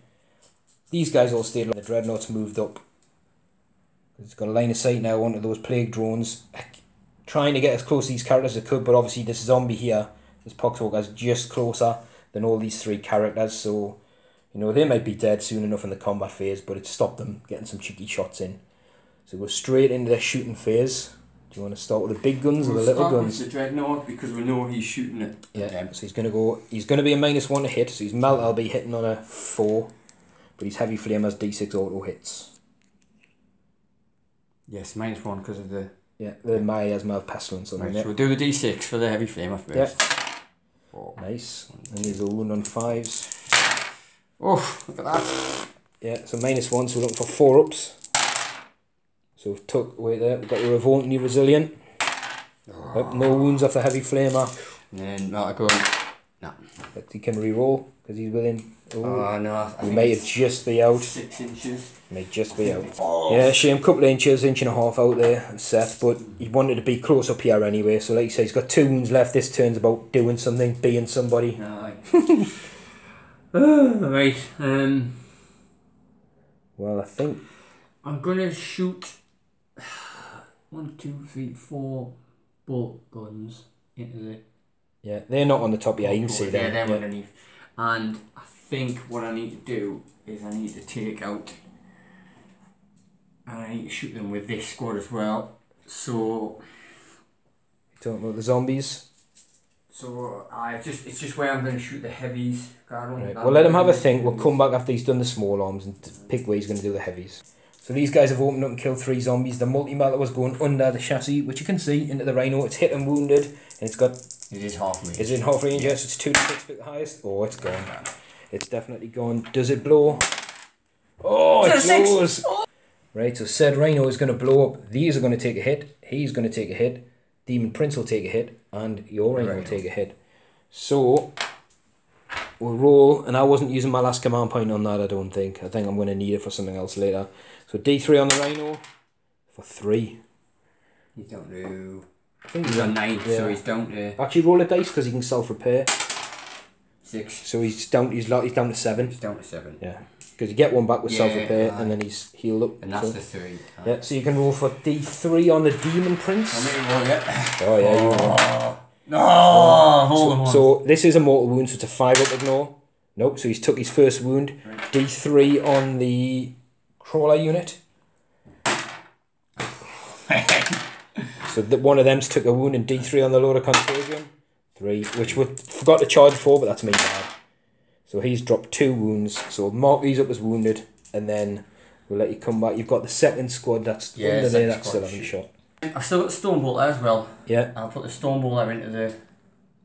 Zombies as well. Zombies. Right, so basically he's done all these small arms here and rolled horrific on hits and wounds and killed, I think it was 1 or 2 zombies. 1, I think. I think it was maybe 2, but that was both 2 squads and the yeah. lieutenant chipping in. Yeah. So this is now, this mega tank is shooting 4 las cannons at zombies, Stormbolter and the Hyperios launchers coming down at the plague. Right. So I'll do the Stormbolter first. Yeah. Oof, give me. There's nobody close up, but you can be re-rolling 1s on its wounds, so... And that's against the zombies, isn't it? Oh, so we need 2 disgustings. So we've dropped another zombie. Actually, I think I made 2 or 3 disgusting saves with them before, didn't I? So, right, so dropped another one. Last cannons into the zombies. Oh, I missed one. 3 hits, 2s. Right, just roll 3 dice, see what the damages are. Right, so it's 2 dead. I'll roll a 2-1 because I'm not attempting to make 5 or 6 disgusting saves. Oh, so the one I made 2. So you don't want to roll them now. I'll tell you what, on this going I might as well try. Nah, I'm definitely happy to see 2 more die. Look, yeah. Just for the purists. First one, yeah, dead, second one dead. Right, Hyperios 2d6. Yeah. Oh man! You've got a command point left. Is it coming into play now? Oof. Oh, nah, no, nah. 2 shots. Aye. 3s, no. It'll be 3s and 3s. He's got 1 hit, 3s re-rolling 1s. He does get a wound, it's -1, so I'll be on a... Yeah, -1. These guys are not in cover, but because they're within 7 inches, these count as being in cover, so it'll be 3 up, down to a 2 up, back up to a 3 up. So he's saved. You needed a good roll, that was pretty bad. That was terrible. I wanted another double 6. The fact that I got one earlier on just makes us cry. I'm not sure who's got pistols here, but you may have a couple of pistols in combat. We'll do that off camera and come back with a 5 phase. So that is shooting done. The chaplain and Seth's bold pistol going into the Terminator, not doing anything. The Rhino can't fire because it's in combat. Right, this is the meat and thingy phase. These guys are on the deck if the Marines want to charge them. They're underneath. We've just left them up there. So are there going to be any charges? Yes. I'm going to charge...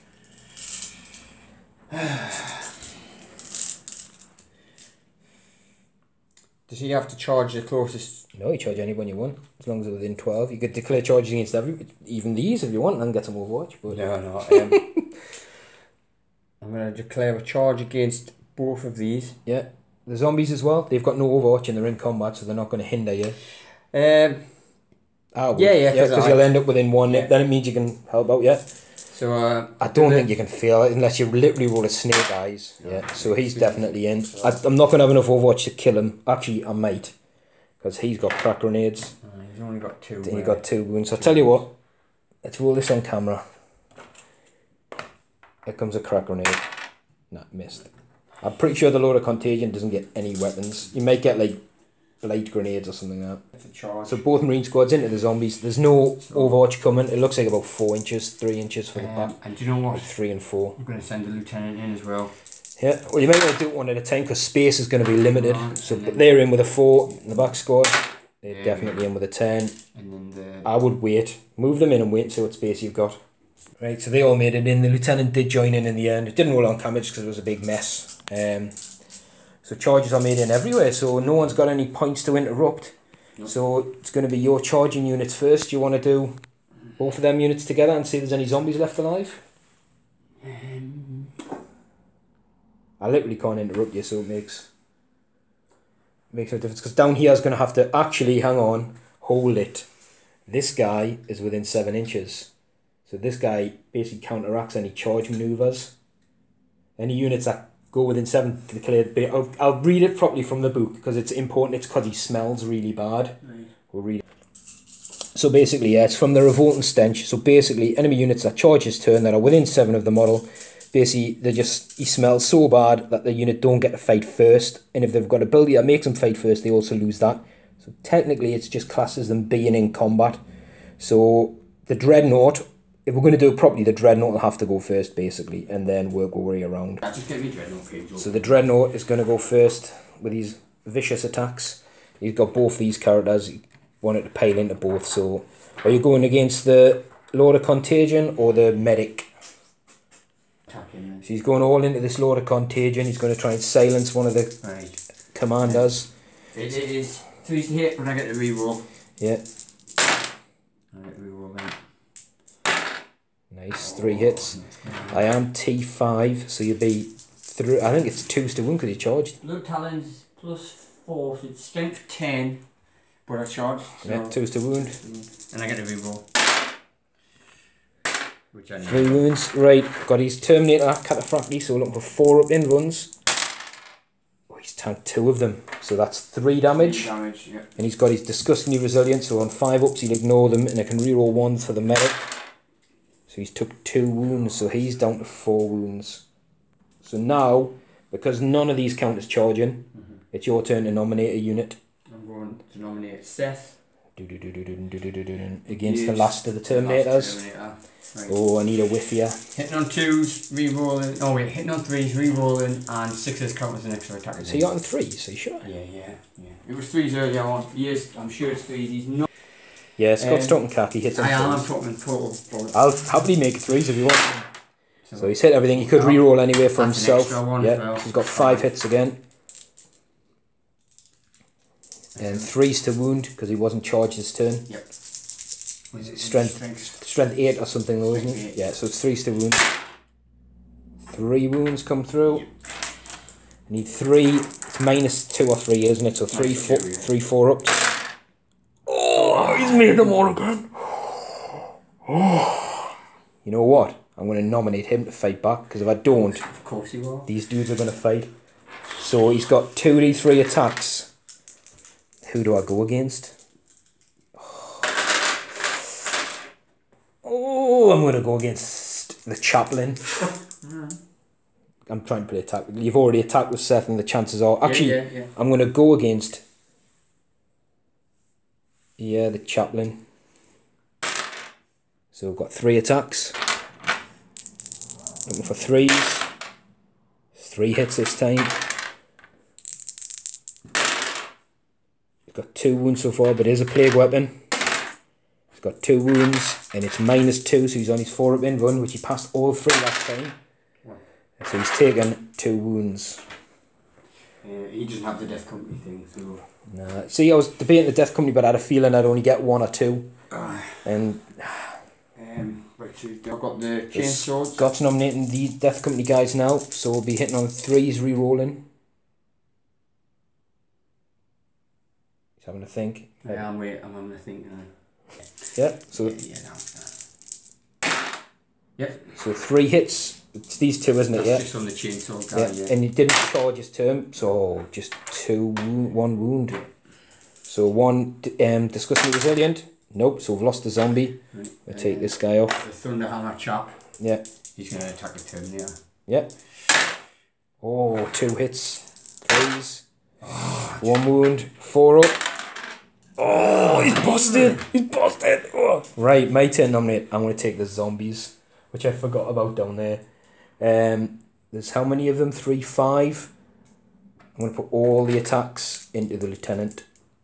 Well, actually, I'll probably... Yeah. Well, I've got these 2 can, 1 will have to go into a different squad. 3, 4, so there's 4 guys into the lieutenant. Or do I try and just kill Marines? I'll try and kill Marines. I'll just put them all into the tactical squad this side. So I'm looking for 5s, because there's not enough guys left alive to hit better. 2. And we're looking for 5s. Just 1 wound. Please die. Yes, I get a Poxwalker back. Woohoo! So the Poxwalker, it's underneath, just so we can see, but he's come back here. So we've got a Poxwalker back from killing a Marine. So it's your turn to nominate a unit. Now they've gone, obviously, you know they're good. I'm guessing you... Oh, they've gone, haven't they? They've gone. I've got these two to fight with. Yeah, still. 2 units, and I think, literally, yeah, I'm just looking. The only thing I could Mesby's attack with before you attack is down there with your Rhino, but I don't really think it's going to make much difference. Yeah, you may as well just make all the rest of your attacks now, and then I'll move. I'll probably get to him before you get that tactically, because I've got no other units. I've got these to fight, so just probably just nominate a unit, I suppose. Chaplain into the dude. Hits. Yeah. 4s. 1. The not being charged comes in big, doesn't it? After a while. He's failed his save though. It's 2 damage, isn't it? Yeah.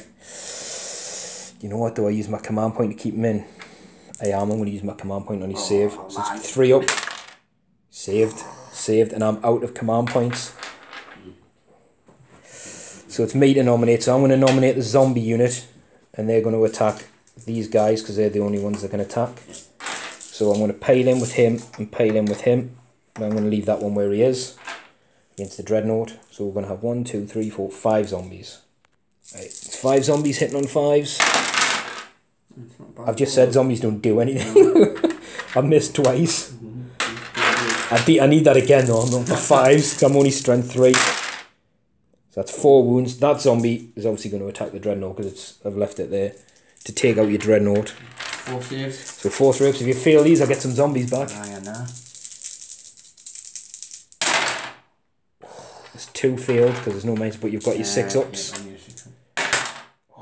comes 2 more Poxwalkers. So added some extra zombies back to this squad. Right, it's got to be these 2 now into the Terminator. Yeah, oh sorry, there's zombie on your Dreadnought from the same squad. No, it doesn't hit. Okay, so chainsword first. Yeah. Oh, well, hit. He's looking for 5s doing this time. 1.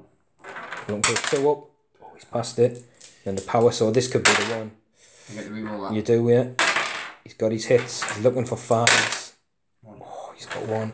This is not enough to bring him down because he's got 2 wounds. Oh, and he's passed. How many 6s are you rolling that time? He has rolled so many 6s. I think if you add those zombie hits together there, I'll probably roll 12 6s.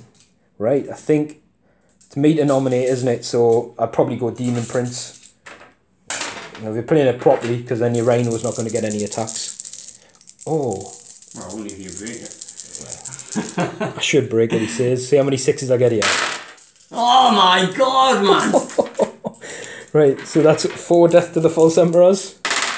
So that's that many hits from 7 attacks. He still has Blades of Putrefaction on. So I'm going to have to check what I wound you on. I think it might be 3. It's 3s because it would be 4s normally. Blades of Putrefaction is +1. If it's a plague weapon, it's like really good. So that's... They're done. So that's 1, 2, 4, 6, 7 saves of a 5 up. Each one will cause 2 flat damage. Oh, yeah, your dice. You can use my dice if you want. Save 2. So that would be 10 wounds, which would be enough to take it out. Does it blow? I hope so. Oh no. So my Daemon Prince is going to push up 3 inches, get a bit closer to the objective. Something there. He's checking out the engines, making sure they're still working, so they can put these zombie bodies. Hey, this could work with the fluff. There's a couple of Death Company come back as zombies. Just push them on, push them on, and fly them back. If I'd have killed Lysander with a zombie, that would have been good. The non-corruptible is then just like laced with plague. Right, I think. No, your Marine squads haven't attacked my zombies because I went first on there. I'll tell you what, we'll do these 2. Because all your guys there should have way more than enough attacks to kill them. But we'll do these 2. We'll do this guy on camera. I know it's a little bit out of sequence. This guy's good against infantry, but he's probably not that good against the Dreadnought. But we'll do them on camera, just see them take the Dreadnought out. So the Lord of Contagion, 4 attacks. Hits on 2s with death to the false emperor. So that wasn't a 6. Right, so that's that many hits. He's strength 4 normally, +3 with the Man Reaper 7. So they wound on 4s, and it's a plague weapon, so rerolling 1s. You always get them ones. Ah. So we've got 3 wounds, and it's at -3, and each one's D3 damage. Oh, wait. Do you feel all 3? Yeah. Yes, does he blow? He's definitely dead, but does he blow? I need him to blow, like. He doesn't. So the damage, just to show people, would have been 7. That's quite good. So the Dreadnought does go down. Yeah, he didn't do it, did he? You know, I said he's got 2 wounds he has to do from it. Well, he took 2 wounds off my guy. Right, so he'll then he's consolidate, move a little bit further forward. Actually, sorry, I can't. I think the closest enemy unit's now probably these guys. So I'm just going to shuffle. I'll move back towards them a little bit. There we go. Actually, you know what? No, I'm going to stay still. As what was said before. Because these units are both within 7. So if they stay alive, some mortal woundage at the start of my turn can spill over. Well, do you want to start with your lieutenant? Has he got a power fist? Yeah, he's got a power fist.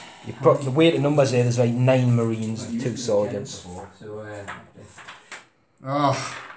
Oh, if the lieutenant didn't have a fist, he would have hit all 3 times.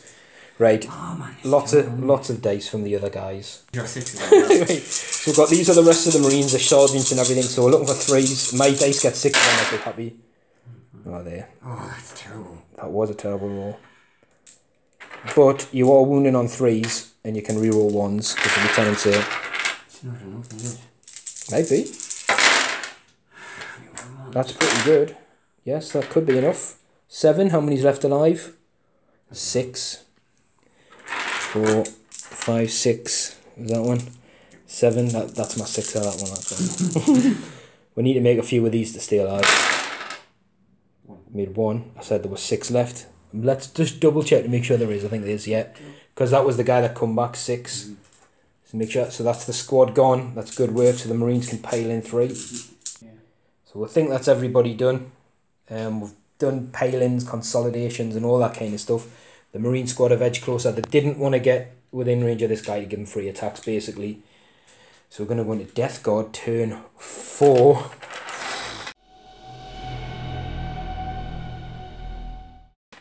Right, we'll make sure this on camera, because basically, because he's a Lord of Contagion, any unit within an inch of a Death Guard unit, that is within 7 of him, on a 4 can take a mortal wound. So these zombies are within an inch of him. They're not within an inch of anybody else, so it'll literally just be Seth. Yeah, that's why I was saying if I kept the zombie alive here, they could have done mortal woundage as well, spilling out. So on a 4 up, Seth will take a mortal wound. He does. His first wound of the game. It started. It has started. That's it. You know, once they've took 1, it's like with Lysander. Once they've took 1, they just start 4. Right, so we're gonna. There's a lot of Marines to kill, so this is. Well, I don't know. There's not that many. There is, but I've got a Daemon Prince who can come in and start shredding Marines, hopefully. And there's a big naughty guy with a spitter sitting on top of this who could just basically take a big wee. Well, that's the thing with him, isn't it? It's either D6, so he could take all of them, or he could take 1. But we'll go into my movement phase and see what happens. I need to get back around this side, though, to get in control of this. I've got no other units around here now, so, you know, whether I pull out combat with the zombies and stuff, we'll have to see. Right, movement phase is quite quick. The Daemon Prince has hopped over here with his wings. He's moved along the wing tip, so he's now within range of any of these sort of squads down here. This guy's on the deck, he's underneath, but we've left him there, so he's pretty much sitting in between these 2 Marine squads and the Lieutenant. This guy's got down from here so he can see through the Marine squads. The Plague Marines have moved up. These have moved down. I'm going to have a couple of them can obviously see the Land Raider. This one can't, so, you know, maybe you can see a Marine or something there, but it's going to be limited. This turn's about, you know, I've kept these held up here as much as I can, and the Lord of Contagion and the medics moved around. So we're going to go into the psychic phase. The Daemon Prince is closest to the Lieutenant. Do I want to smite him though? No, I'm going to do Blades of Purification again on myself. Doesn't go off. We're not going to do anything about that. We're going to do Miasma Pestilence on the Daemon Prince, which does go off. So he'll be a -1 to hit. And then we're going to do with Putrescent Vitality. That's the question. I'm thinking about the Plague Marines just to make them a bit tougher. yeah, we're going to Putrescent Vitality the Plague Marines just to help defend them a little bit. 6? I think it's a 7, I'm going to have to double check. So it is a 6, so those Plague Marines, if I got one more on the dice as well, you would have took a mortal wound to the nearest unit within 7 from the Malignant Plaguecaster.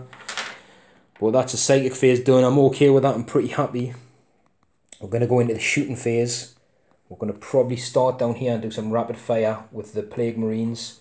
We've got bolters and all sorts going on down here. So I'll tell you what, we'll rapid fire with the plasma guns down here. We're not going to overcharge against the Marine squad on the near that side there, because that's the one that can see. They cannot really see this squad here for the nose, the way it dips down. So we're looking for 3s. And we're looking for 3s. Oh, that's just 2. 1, sorry, wasn't it? 1. 1 at -3.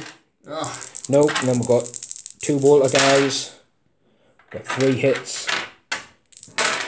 No wounds, so just 1 so far. Which squad was it? This squad down here that they can see under. Oh yeah. It's a pain now because everyone's hidden under gunships and everything.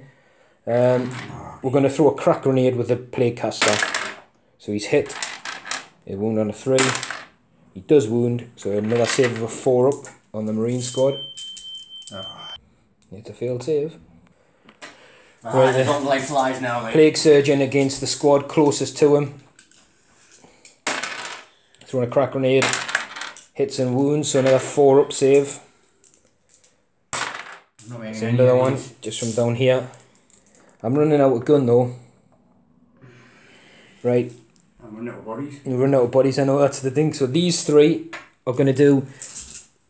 This one can't see any of the Marines, but these 2 can do the 2 bile spurts down here. Like it's not an auto hit flamer, just a D3 shot strength. And then I'm going to do the rest of the big guns against the Land Raider. This guy cannot really see anything, to be honest with you, anything that's not in combat, so his shots are wasted. So we've got 2 multi-melters. Can not reroll 1s because the Daemon Prince isn't close enough. And then we've got 2 missile launchers. Nope, so they... No, that does hit. Because I'm still 3 in the squad. So I've got a missile hit and a multi-melter hit. So the multi-melter doesn't wound. The missile launcher doesn't wound. See, Land Raiders can be tricky for us once those las cannons are gone. And the bale spurts are 2d3. So it's 3 against this squad here with the multi-melter. We're looking for 3s to hit. We've got 2 hits. It is strength 6, so it'll be 3s to wound, and it is a plague weapon. So we've got 2 wounds. Pretty sure it's -1, I just said, another plague weapon. Well, 1 would have saved anyway, 1 would have died. So managing to thin these Marines out, which is what we wanted. The Lord of Contagions don't come with any guns or anything like that, so they can't shoot anything. Right, the last of my Foul Blight spawn is going to attempt the Land Raider. So, strength 7. Oh, that's teasing. I've got no command points left. Okay. Number of shots 2. So I need 5s. Oh, nothing. No wounds. No wounds. Right, so we go into a charge phase. So I'm going to do the Daemon Prince. The Lieutenant's got that fusion pistol, hasn't he? Yeah. Ooh. Right, I'm going to do first this Lord of Contagion, because he's the closest one anyway, into the tactical squad and the Lieutenant. And then I'm going to see what I can fit around there, because it's going to get pretty tight in that area. So we'll have to do it one at a time, I think. Because he's underneath, isn't he? Yeah, he's underneath. So his charges, I couldn't really feel, but we'll see how much we get. His charge distance is 7. So you'll get some Overwatch. You've got multi-melters and everything in there. So it's against the Lieutenant and the squad on the left. And this squad down here, yeah. So we'll roll some off. Actually, do you want to do your multi-melter and your fusion gun? They're both the same strength, aren't they? Yeah, your fusion guns. It's not fusion, sorry. It's Inferno, yeah. So they're both the same strength. But actually, yeah, and they're both within 6. Ah, but is he 2 to hit? Nice 6s, it's Overwatch. Oh, it's Overwatch, yeah. So it's 2 6s, isn't it? Yeah. So they both miss, so you can do a crack grenade. Yeah, because there's only one of the Marine left in that squad. No. So they both miss, so we'll move him in. He's literally going to be, like, here. Yeah. We'll just put him under the wing. I tell you what, just leave him there. It's easier to see, and we'll not get everybody think. So them 2 squads, so the Plague Surgeon is going to go in here again against the Lieutenant. Same both squads. So he should have enough to get around 8. I'm sure he'll have enough to wrap around to there. The Lord of Contagion's going to go in. I'm going to say both squads. There's no point in not. It's 5 inches, so he'll have enough to just go straight ahead. If it's both squads. Yeah, but I'll not contact the lieutenant. No, both squads as in this squad and go on and the lieutenant. I thought you meant the squad behind I was going to go over. No, the other squad behind I'm going to go in with the... How many guys are in there? 3. And you've got a heavy bolter. Yeah. I'm going to go in with the...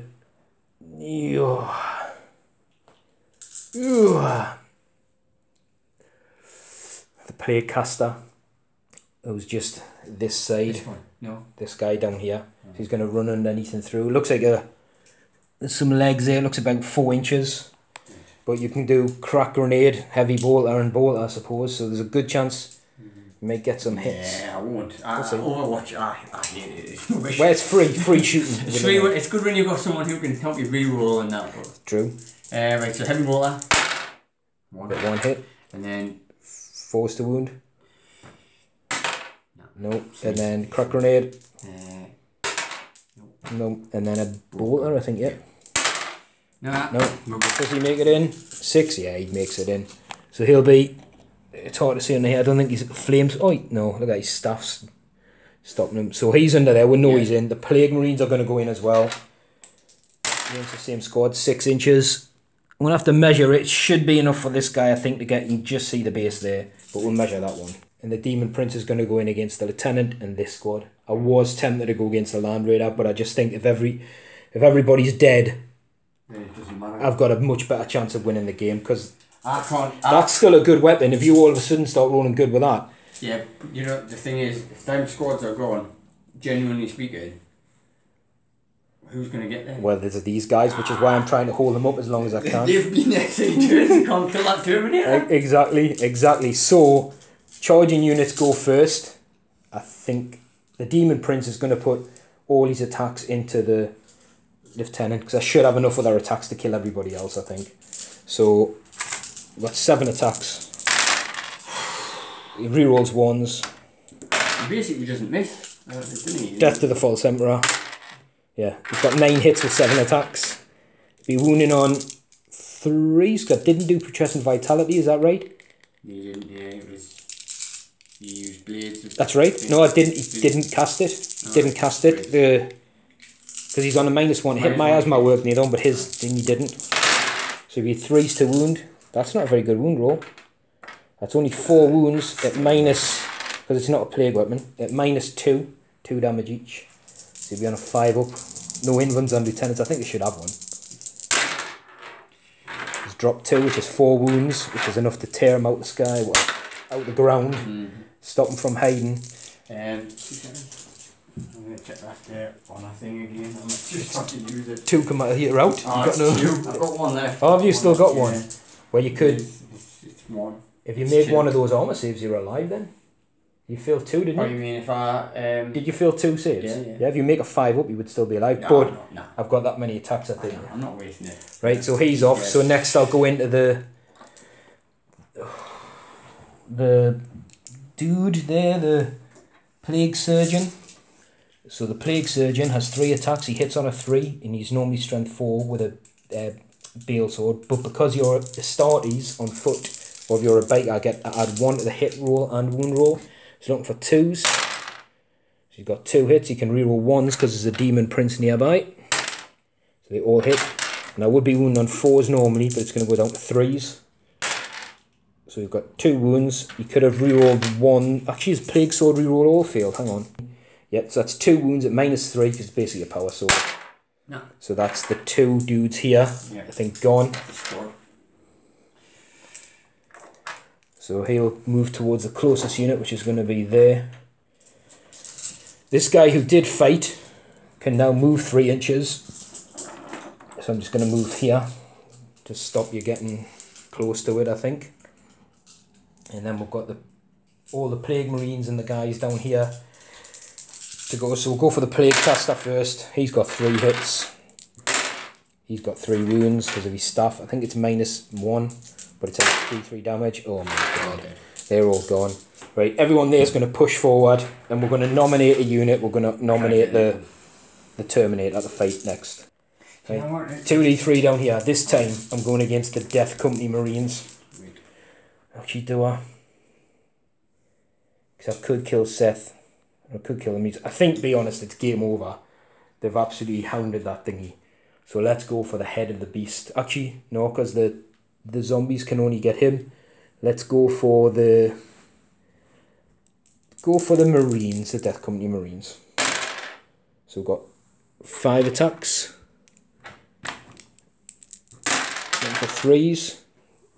It's weird, this guy, because he's hot and cold, and he's either missing a load or hitting them all. Saving it all up for his save. It's a plague weapon. So we've got 2 wounds at -2. No, it's 2 damage, so 2 more at another dice. See, yeah, you've passed 1, but it's 2 damage weapon, so you need 2 6s to survive. 2 6s for the other one. No. Oh, so kill. So close. Which one are you taking? The chainsaw or power sword? Chainsaw off. Right, so now you'll be happy to know you get to nominate a unit. Fantastic. That is cool, look at that. They're all over it, they're boarding it, they're loading on plague bodies. 1, 2, 3, 4. Seth into the Terminator. Well, they've all hit. Yep. No extras though. No, it wasn't charged, so 3s. 3, 4 up in runs. I love your face, I'm not going to show it on camera. Oh, he's failed 2 this time. It's a flat 3 damage, isn't it? I think so, yeah. I keep asking. I'm sure it is. Back and forth between them. He's dead. He's dead. I'm pretty sure he said it was a flat 3. Yeah, flat 3. So my turn to nominate, so I'm going to nominate the zombies, so we'll pile these guys in. So the zombies are pushed forward there just to slow them down a little bit more if possible. Actually, you know what? I'm going to just tweak him a little bit more, because he was worried this guy won't get in combat, but what I'm going to try and do is kill him. So I'm going to do these 2 zombies on him, and I'm going to do these 4 on Gabriel Seth. Yeah, I know he said Angelos again. But so the 2 there that are on him, I'm hitting on 5s. I've got 2. I'm wounding on 5s. Oh, I was hoping I could kill him and get a zombie. And then how many do you say we'll get 5 on him? So I'll get another load of dice. 3. If these get him and he becomes, if they get him and he becomes a zombie, it's great. Is this the same turn? This is the same squad. No, so once you kill him, yeah, it comes back up as a zombie. But I have to be an inch away from enemy, and so I can't attack with him or anything. Is it the same turn? Is it just one turn, or is it all the time? For it to come back for the full game. Right. It's just basically a zombie gets back up, reanimates him. Needing 5s, nothing. So you've got your chaplain and your Death Company dude here to attack these guys. Yeah. That's it though, isn't it? And that's it, yeah. Right. And then we'll be going into your turn. So I'll do obviously the chaplain. Yeah. Well, he's better, he causes 2 damage. These are 3 hits. I'm looking for 3s. Yeah. So it's 2 damage at 2 5-ups. Nope, 1 zombie gone. And then the Death Company fella. Tying them up and not letting them charge is a big thing. It just reduced our attacks right down. So 2, I wouldn't get any saves with those because of power weapon. So another 2. So 3 more zombies are being cut down. So I'm going to take these 3 here. Actually, I'm going to take 3. There you are. Don't know why. Right, the movement phase is done. This Land Raider, well, the pilot of the machine spirit, it obviously thinks, hang on, maybe today is lost. It's hit full reverse. These guys aren't giving up yet. They're locked in combat. They're fighting their way through. So movement phase is done. No psychic phase. Straight to the shooting phase. And I think the Land Raider's putting everything into the Warlord, the Daemon Prince. I thought this might happen, but so 4 last cannon shots and the Stormborer and the Helios. Right. Helios, so it's 2d6 for the Helios. Now I am going to be a -1 to hit, so you've got 7 shots with that bad lad. That should be good. And you're still on your top profile, I believe, aren't you? Yes. So you're now looking for 4s because of my asthma pestilence. Here we go. Oh, 1 hit. That's because he hit reverse. That's pathetic. You should have rammed him. Nope, no wounds, but you've got 4 lads. This could do the business. Yes. No, I've got a hit. You see what that You're hitting on 4s. You should get a couple at least. There's 2. 3's to wound. There's 2. I'm looking for 5 ups. Near one fail when he's on 7 wounds. He could still do it. Do you wanna wait with it? Do your 2 Stonebolter shots. So you got 1 hit because it's a 4. You do get a wound, so I get a 2 up against your Stonebolter. Oh man! But you know why? Because I was thinking I'd fail that and then see what damage you get on the thingy, but he's past the Stonebolter, so it's D6 from the last cannon. It is 6. I had a feeling you'd roll a 6. So we have got Revoltingly Resilient with a Warlord. So on 4 ups. So he's blocked 3, he's took 3, he's down to 4 wounds. That's a solid effort, but you know what? I had a feeling, I was like, I bet you I fail this Stonebolter shot, and then you've got a D6 and you'll roll like a 5 and you'll just, you've got a command point, haven't you? You'd have been like tearing your hair out as to whether you kept that one. So basically there's 2 pistols down here to go into zombies. So Seth. The rerolls. Oh yeah. Hits. And then the chaplain. Hits. And then wounds on 3s. 2 wounds. So 2 Revoltingly Resilient from these guys. Nope. So 2 zombies are down. Might as well take these 2 off at this stage. And it's into combat. So you get to nominate a unit. It's got to be Seth. He's got 4 attacks. He can wipe them here. I'm going to be sitting right out in the open. I know. We get shot at by you. Because it's tactical genius by the filth. Look what they've done. They've parked on the bus, the big yellow fun bus. And the thing is, you can't not attack. I remember this one game I was in a similar situation. I was like, I don't want to attack. I want to just be calm and like leave it as it is. Right. Hold on. Actually, yeah. I've got this. I'm just gonna. Because you can do your 3-inch move. As long as you're closer to the nearest model. There might be ways here you can get up the board a little bit. But we'll see. Yeah, he's just thinking because there's extra attacks available, if you can pay it in and consolidate. He's measured up lots of different ways. I don't think there's a way. It doesn't matter who fights, they're all going to fail. Yeah, you're going to kill all the zombies. It's just we're seeing if there's any way that this guy could maybe get to around here to then tie into these or whatever, but Death Company guy first. He's not going to, so you can re-roll his miss because there's chaplains and everybody around. So he's got 2 hits. He's got 1 wound. We're looking for Revolting. Oh, the zombie is saved. Power Sword's locked his arm off, but he doesn't need his arm. Chaplain. Yeah. Just the 1 wound. Oh, it's going to come down to Seth. Two more saves on the Disgustingly Resilient. Yeah, this is ridiculous. That is. Right, so he's hit everything. There's 4 guys left. 2s. I think you've rolled 6 or 7 1s this combat phase for wounding. It's 3 damage. We'll roll the first one. Yeah, 3 dead. So I'm going to take off 3. Like that. And there's no morale checks to make for anybody, I don't think. No. And we're going to go into turn 5 for the Death Guard. You know, I'm tempted to go hunting that, but I think it's too far away. It might just be like for cinematics because warlords and everything doesn't matter. So for me now, I'm going to surround this and see if we can just pick off the last of these few guys or whether we'll go and absolutely try and kill the Land Raider, which to be fair is on 10 wounds. It's going to take some doing. So we'll go into Death Guard turn 5. So the movement is done. We're trying in Vigilus style, I just said. I've got enough bodies there to hold that, I think. So what we're going to do is we're going to try and annihilate the force. Because in Vigilus, as people have been reading it, no, the Death Guard are there, but there's been no stories. They've been killing, which has actually worked the way this is. Killing en masse and nothing's come out. So the zombies fell back, the Plague Bearer, Plague Caster dude, Poxwalker. These have moved around. Seth, I know he said Angelos again, is the closest model to this one. This one is split between the 2. But we've got the psychic phase, so we're going to start with Might to get rid of this guy, I think. So it doesn't go off. The Demon Prince will attempt Blades of Purification on himself. Does go off, so he will be adding 1 to his wound roll, which might give him a chance against the Land Raider. He's going hunting. And then we're going to do Miasma Pestilence again on these guys, which goes off. So these are a -1 to hit. because if I get them in combat, they'll then be a -2 to hit, which means I can tie people up. Obviously, loads of contagion have come forward. So we'll go into the shooting phase. We'll just tell you what.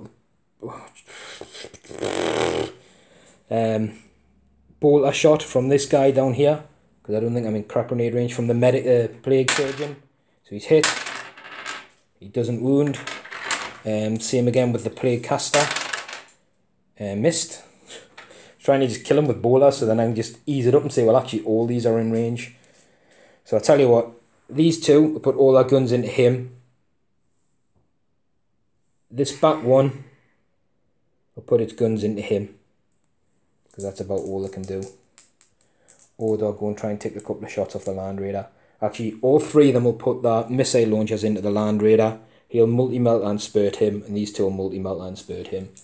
So the multi-melters, we've got one hit. We're looking for his T4, isn't he, Seth? Mm-hmm. Yeah. It is a wound, so you need an in-run save, which is passed. So D3 from the spurt is 2. Looking for 3s, 2 wounds from the spurt. It does, I think it's -1. It's no better than -1. So he's failed 1. So he's took a wound. Actually, I'm going to check the bale spurt, it might be D3. So just point out, they're all in rapid fire range. So we've got 3 plasma shots against a Death Company guy.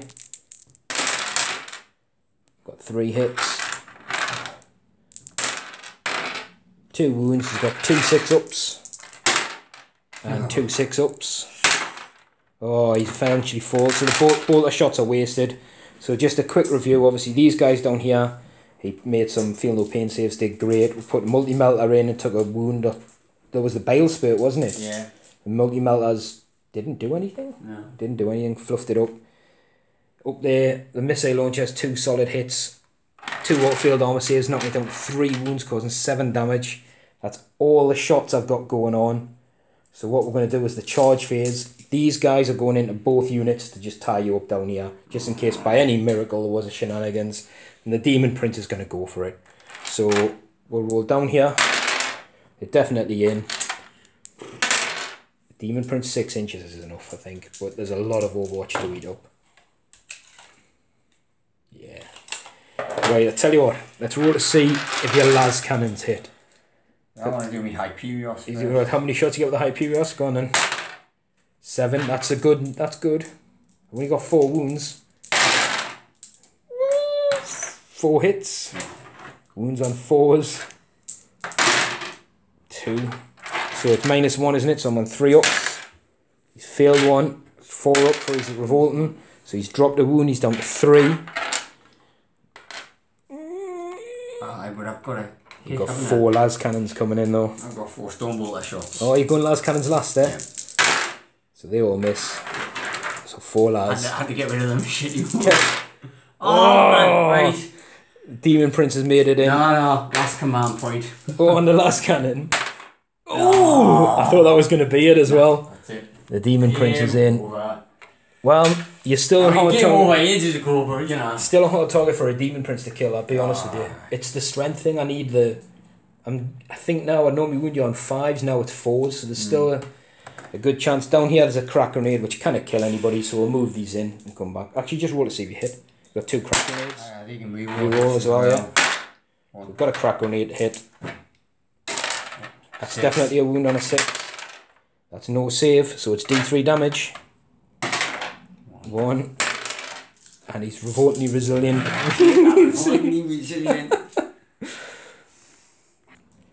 So there's no command points to interrupt. So we're going to go down here. We're going to put them all against the Chapter Master Seth. See if we can get his body bloated with a plague and send it back up to the ship. So again, these guys benefit from the +1 to hit. So they normally hit on 4s. Now they'll be hitting on 3s. 3 attacks each. That's a healthy roll. They don't get death to the False Emperor. They'll be wounding on 3s. These are only single damage at -1. But they are a plague weapon. So we have 6 4-ups. He's got 4 wounds left.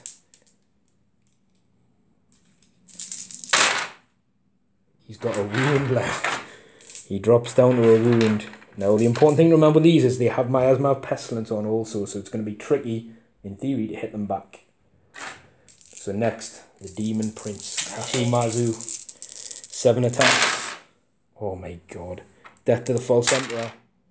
We've got 9 hits.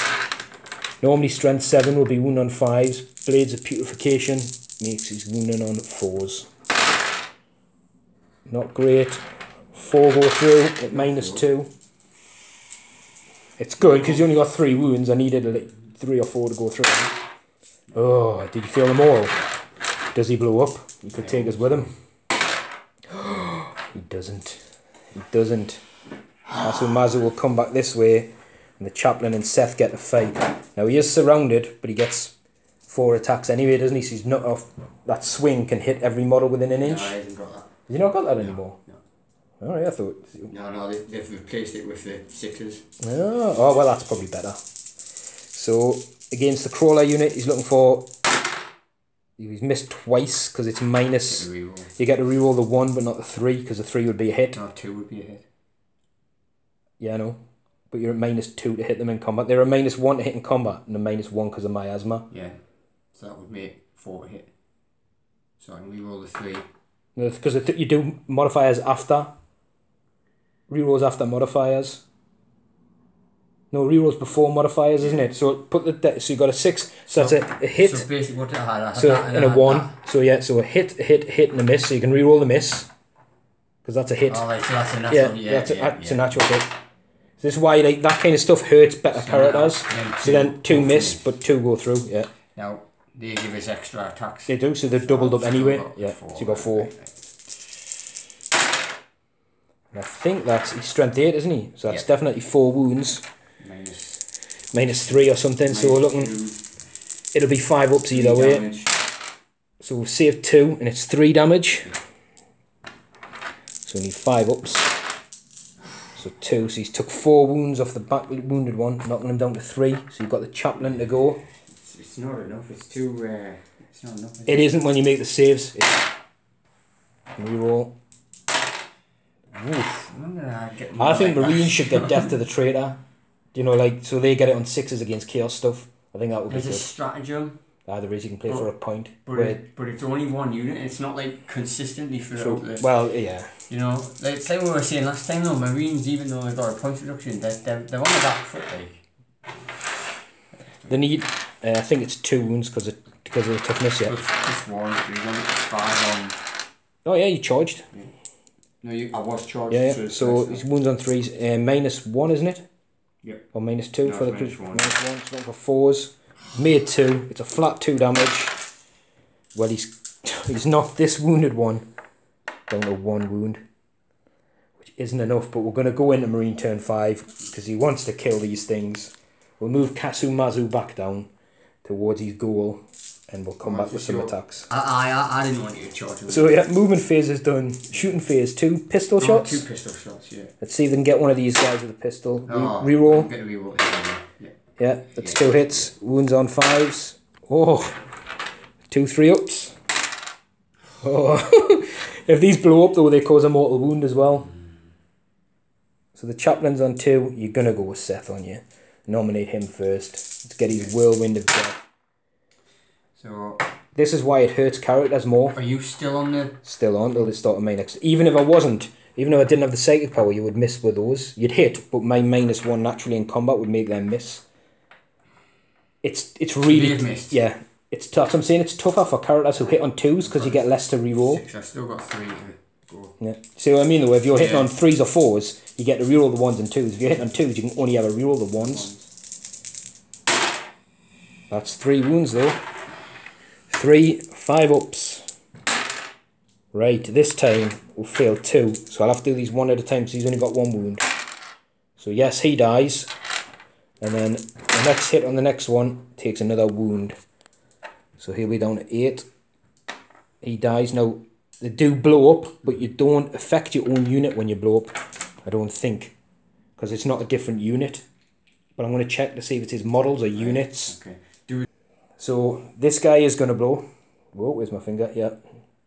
And on a 4-up, everyone within 7 will take a mortal wound. So there you go. So is it not individually? Well,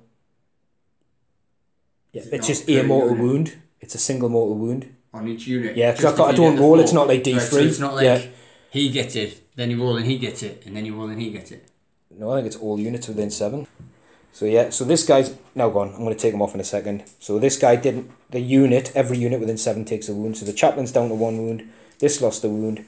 The Poxwalker died, and that guy passed his revoltingly resilient. So they've all attacked, haven't they? No, the chaplain hasn't attacked yet, so he's dead.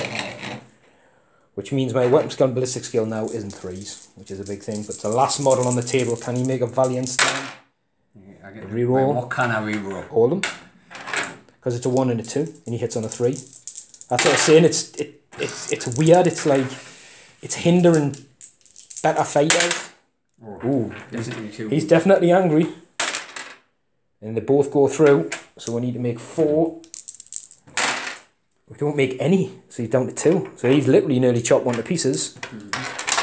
Can they finish him? Got 1 wound, 6 attacks, hitting on 4s.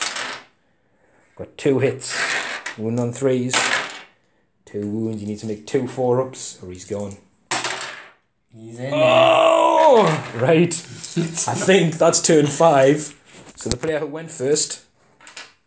So the player who went first rolls first. Where's the green death guard dice? So on a 1-2, there is still a marine presence left alive for a few minutes.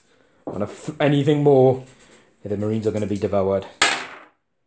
It's over. Good game. I think that's good. I don't like it when it goes south really quickly and really bad. Tying you up there was massive. It was. It literally to be honest, the Storm Raven falling out the sky won the game. Yeah. Killing 5. I think you had two bad rounds of shooting with your Land Raider as well. That made a big difference because that's 8 las cannon shots, and the Helios. Yeah, you had 2 bad rounds of shooting. I pretty much remember that.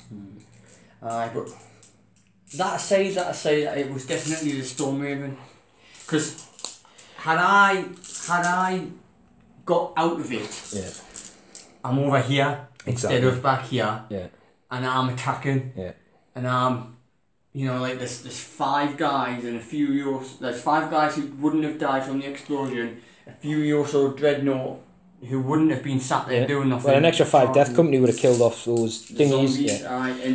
And that changed the game. But I still felt, until you charged the Land Raider I still felt could have an impact. Some impact. Yeah, definitely could. Because the Helios at the Plague the Helios is always going to be what it rolled on its missiles, wasn't it? Yeah. If it had a good round, on the Plague Marines, it could have wiped them. And the last cannons could have picked off character, maybe it's 2 at a time. Yeah.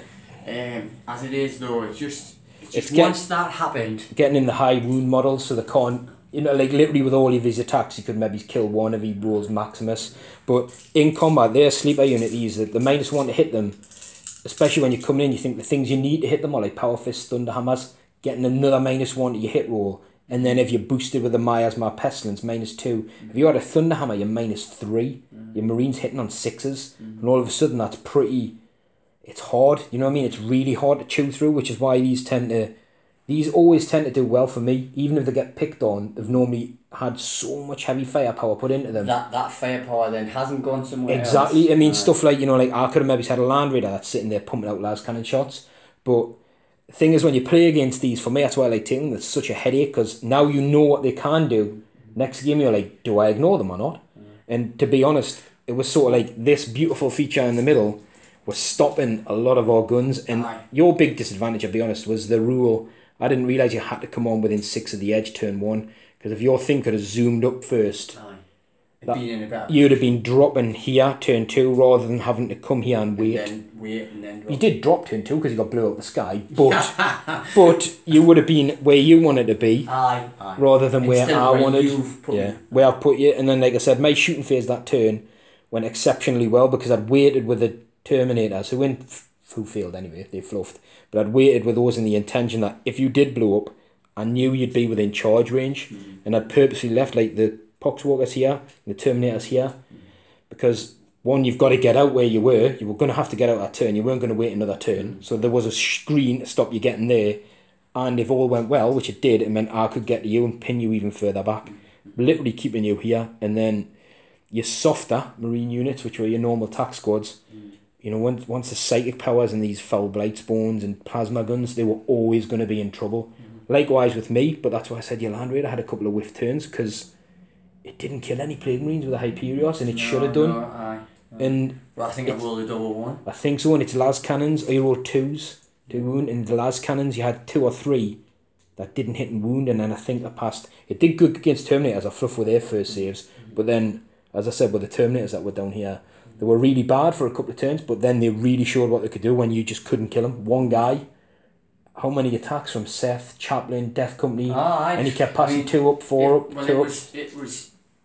Honestly, when you were looking at it and he was doing these miasmas, when he was getting through and he was doing these things, it was like 5s and 6s every time. Well, he made 3, that was a big thing. 3 disgustingly resilient. I did get a couple horrific rolls on that where I would pass 3 and I passed 2 out of 2, and that's when you're fighting Death Guard, I think, that you go like, oh. It's time to move on. Oh.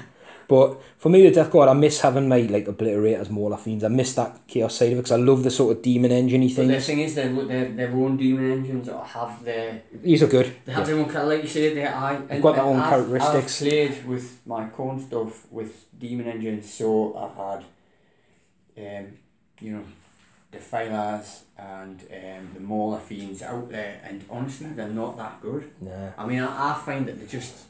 These are. But then again, it's my dice roll. Well, it depends. I like Mauler Fiends. I do like my Mauler Fiends, but they're like, I think anything in 40k, especially if it's good, nothing good on its own normally. It's running them and stuff. Like one of these riding around hitting on 4s. No. Hit or miss, nothing. Put them in a 3-man squad, and it's the whole. Even if they didn't get that +1 to hit, it's still, that's what makes them even better. All of a sudden they're hitting on 3s like a marine tank would be, but there's, you know, they've 8 wounds a pop. So it's equivalent of a heavier Land Raider with a 5-up demon save, 3-up armor, 5-up, 5-up disgustingly resilient. There's 24 wounds there, and then they're blowing up as well. The blow-ups aren't as bad as it could be. 1 mortal wound's not bad, but it's 7 inches. It's bigger than a normal blow-up. And it's on a 4. Yeah, it's on a 4-up. So most of the Nurgle stuff is on a 4. The blow-ons, the draughty things, and like I said, these little guys, for me, I called them a distraction Carnifex earlier, didn't I, when I set them up on the board, and they're not very good, right? They're not very competitive, I'll be honest, they're not. But they can take, because they're blatantly toughness 5, 2-up, 4-up, you know, you could shoot them all, they do stuff like las cannons and they can make it, and then other games they just tend to whittle down, but they've always done alright for me. Like, they'll go in and they're just slow. It's getting there. If you drop in down here and you don't make the charge, you're left in the open, that's when you tend to get punished with anything. But if they can get in the mix and start hurting people, and then on a 4-up at the start of the turn, any units within 7 of it, like, then you start more wound. And with the Death Guard, the synergies work really well, and the mission was quite, you know, I didn't need to spread out. It was quite condensed. It helped me out. It's a narrow objective. Yeah. It's one point where you have to either be there or not be there. Yeah. Had we been playing Maelstrom, oh, that would have been a massively different game. You'd have been... I would. It would have been massively different. I think I had a little bit more to go with regards to speed. Well, you had units that could have been dropped off places and held stuff.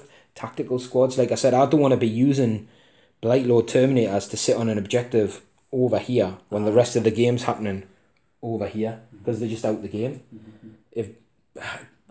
Maelstrom would have been massively different. Obviously, I might have got really good cards and won. Yeah, obviously, but cards are a massive thing. I think anything where, you know, you got 1 point, and it was really good. I love the idea that there's so many angles to it that, like, yes, you could see through here, but the way the hill goes up there meant that, like, my crawlers couldn't see your Land Raider, so I was having to come round, and he was trying to... It was all about positioning around there, and it was almost like a big sort of fight, which it should have been around here, and eventually I went that way early on, but then got blocked, so I had to swing around this way and come under. The thing I've noticed, like, obviously played against the Death Guard twice now, and that Daemon Prince, CasuMarzu, right? Oh. When he gets into combat, which obviously is what his purpose is, right? But when he's in combat, I've never seen him fail. Like, he's just chewed through everything. Like you say, Death to the False Emperor, more often than not, in the 7 attacks, he's rolling 2 sixes. He was getting 9 hits. Yeah. The fact as well, he was getting 9... you're not always going to fight Imperium, but there's a lot of Imperium armies. Yeah, of course. And the fact he's getting 7 attacks, because he's a Death Guard Demon Prince, not a Nurgle Demon Prince. Like, the Nurgle Demons don't get that to the False Emperor. That little bonus, like you said, and every attack's -2, 2 damage. You know, you get 2 or 3 sixes. Yeah, he basically, if you've got a 5-man attack squad, they're dead. Yeah. And that's the way I look at it, is stuff like Land Raiders, he's not great against. Anything T8, but the T7, you can get the wound on 3s. That's why I give him, lots of people give him Miasma Peasants to make him hard to hit. But he's a character, so you shouldn't be, if you position him well, you shouldn't be getting shot at. Anyway. But I've had games where I've had to use him to push out, which is why I always, with any Chaos list, you should have multiple Sagas. You know, I normally take like something like Typhus, but even the Malignant Plaguecaster, if he's even within 18, and 18 inches is a big range when you're playing a game, you know, he can give him the Miasma Pestilence. So you don't need to cast it on him. And as you've seen the games I've played, I give him that Talons, because he doesn't have a Plague Weapon, which would make him even better, but just the ability to knock a +1 to your wound roll on anything. You know, you could go and attack super heavies and he's wounding it on, where you'd normally be wounding on 5s, it's 4s. And if you're right, if you're getting 6 or 7 attacks, 3 or 4 wounds, every little helps, you know, that could half a Land Raider on an average roll.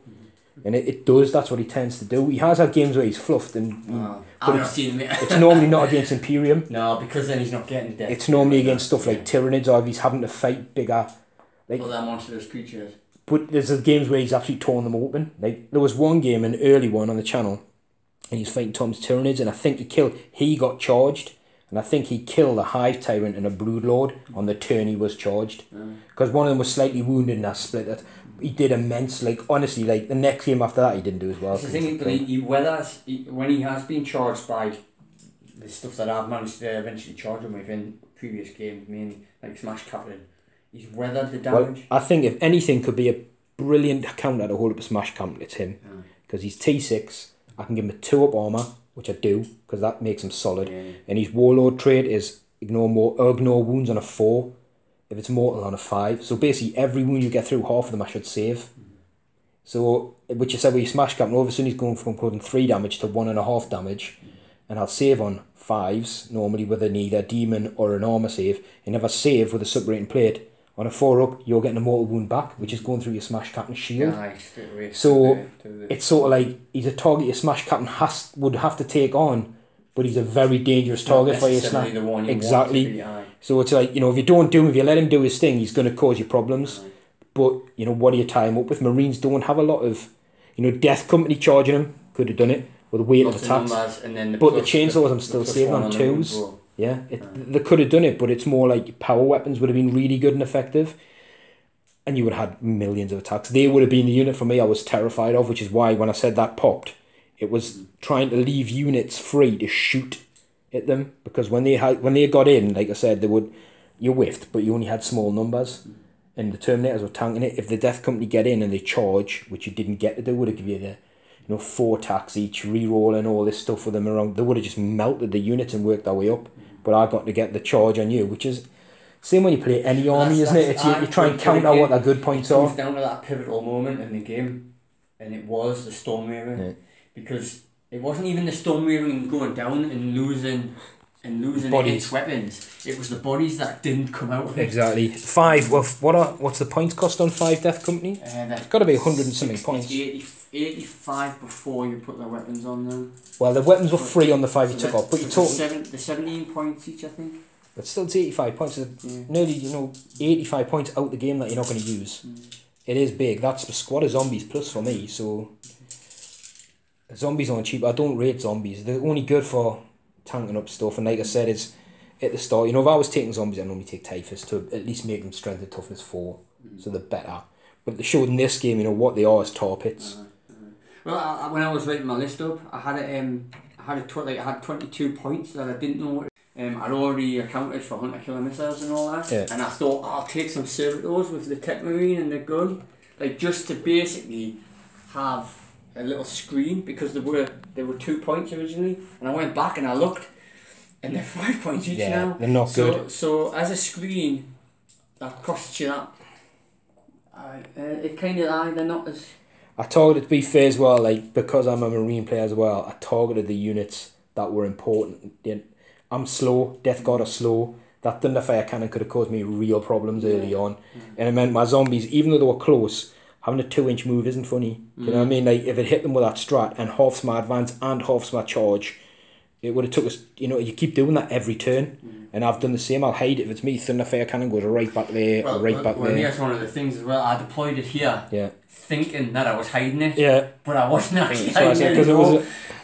What I should have done is I should have plunked him here. Yeah, covered him, and had him right next to the guys. It's strange. I enjoyed it, but it was, to me, it felt a bit more like it felt like the relic. Where you have to grab it. Where it's just because it's in the centre and you can move, because everything was at the centre. That's probably why it felt like the relic. But it's a good game. I know it's a narrative one. It's not supposed to be a match play. If that was match play, I guarantee there'd have been something like 2 or 3 objectives to be scattered around randomly as well, definitely, to hold on to them. So like maybe there would have been this one here. Nothing. It isn't just a big mall in the middle. So it makes you spread out and stuff. But I mean, that wasn't as much of a mall in the middle as the Necron game turned into. Definitely. But it was still. But it would have been. It would have been if you had stuff left, wouldn't that? Gradually, everything come round, like house strengths and stuff. By the time these guys got here, everyone was dead. Really. Pretty much. They're just down on it. I was disappointed again not to be able to try and get in the game with the Necrons. I had my Blood Angels Librarian Dreadnought, and I moved him into a place where everything was just going to shoot him. Yeah. And I kind of feel like that happened with Lysander here. When I've come down thinking I'm getting out of the way, I should have advanced. Yeah. Just to move get that a bit further away, and then not get shot at. But as it was the first fix on everything. Well, because they didn't even need to, but everything could have unloaded into underneath. To be honest, one of those characters, though, he would have either took it or died. Because, you know, it's the same with the loads of contagions. He's got a 2-up, 3-up, but he doesn't have that bonus ignore wounds. That would be nice for him. Or he should be like so hardcore because Chaos couldn't even corrupt them.